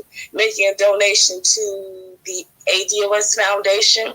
It is not a lot. Some people act as if we have to do such grand gestures, and you don't. So I have been doing a lot about it. I mean, but to not acknowledge it, I mean, give him $500. Give him $500 because you talk big out here. Give him $500. You stole it, let him give $500. If she does, how much you can make $500? I swear to God, right now. All right, so shoot $500. Shoot $500. You were paid to give $500. You give her $500 first. You still waiting. Yeah, Miss Cleopatra. Let me just say, she does donate. She always messaged me and everything else as well too. So she's really engaged. So Miss Cleopatra, she definitely, and it's a number of y'all that donate, if not weekly, but monthly as well too. So, and that's why I try to give everybody a shout out that does do it. P, I know you've donated in the past as well too. So I do try to acknowledge those that do donate and stuff like that, because like I said, every little bit does help. But by the way, I like that answer. That's a good answer. What response? Good comeback. What was that, Judge Joe? The lady, her response. That was a good response. I like that. All I'm saying is, I'm gonna be dead. I don't have any stake in this. It's up to you guys. I'll be dead and gone. You got to deal with it. So it's your turn. Get it together. Okay, Polo Styles DJ, because I stepped away from the I had stepped away from the space for a minute. Did Polo Styles try to come on? Because Polo Styles, you said that you tried to come on here and you say let you get on. Did you guys see Polo Styles requesting to get on? Because I didn't see. Yeah, I'm gonna have to say I'm sorry I didn't see you either, Polo. Come back over here before we close it out. Come real quick, because I'll give you a 1 second. Yeah, I was outside, so yeah. With this weather issue up there, so. I didn't see it, and not only that, like I said, okay, said look, Garby was. Okay, yeah, Polo Styles. I guess he said his name was Luck on here. So if you want to come in real quick, because I'm getting ready to close this thing out. We're gonna let the judge relax for the night as well too. Hey, I was gonna say while we giving Polo a minute to come over here, I'm gonna just say what I gotta say real quick, because I know I don't really talk up here. So to make a long story short, it's paid time. Pan-Africanism is dead. Like, I agree with Judge 1,000%, because that's the same thing my great auntie used to say. And she used to rub it in my face, and we used to get into arguments all the time. Y'all young folks ain't doing enough. So it took a while to understand what she said, or was meaning rather by that, is that, they don't, a lot of the elders, I believe, and I'm not speaking in terms of you or even my aunt, but I just believe a lot of the elders who were fighting during the civil rights of the 60s and 70s, like you said, Judge, we was really out here. Y'all was really out here laying, putting the pedal to the metal, laying folks down if you need be, or your life might be laid down. We ain't on that anymore. We've become integrated, or even more segregated when it comes to politics, religion, and all this other stuff. So, like I used to tell my great aunt, we ain't out here fighting the police like that anymore. Everything is being fought through legislation and paperwork. So, if we really talking about we won't really do something, like Judge said, hey, do something about it. A lot of us don't really be retweeting the information of surrounding reparations. A lot of y'all don't be in these spaces day in and day out talking about politics. So, this is really saying something that those that are not doing the work, you're going to have to come up here every day and start doing some work, man. Go ahead, though. Okay, Polo said that Polo said he was going to step away, so don't worry about it. But Judge, I'll go ahead. You want to go ahead and say something before we close it out? Very briefly, yeah. Just don't depend on somebody outside of your group doing it for you. But then again, if you can get something joining up with another group, go for it. It's all in this thing. All's fair in love and war. Just remember that. It's ruthless. The planet will kill you off for making a mistake. It does not give second chances. You live on Earth. There's stuff out there that will eat you. I'm a master diver, and I've been down in the water with great white sharks, tiger sharks, all kinds of dangerous stuff. Been 5 feet away from a wild orca bull that I saw slaughter 3 dolphins 2 weeks before. Stuff will kill you. So that's the world you're in. And humans on top of that food chain. So we kill you quicker than anything else out there. That was a good observation the sister made. So with that said, it's not nice. Do what you need to do to get it together, but maintain your principles and your character. I'll pass on that one. All right. Thank you, Judge. On that note, DJ, you got your hand up. Did you want to say something? Yeah. Real quick, go ahead, real quick, because I'm gonna get ready to close it out. I got you. The only tethers is those that are against Black Americans and against our reparations claim. Good night, y'all. All right. On that note, guys, we're going to close it out. Everybody have a good night. We may be back tomorrow for another space. I'm not entirely sure. We'll see. So peace, be safe, and we'll see you. Good night, y'all. Peace.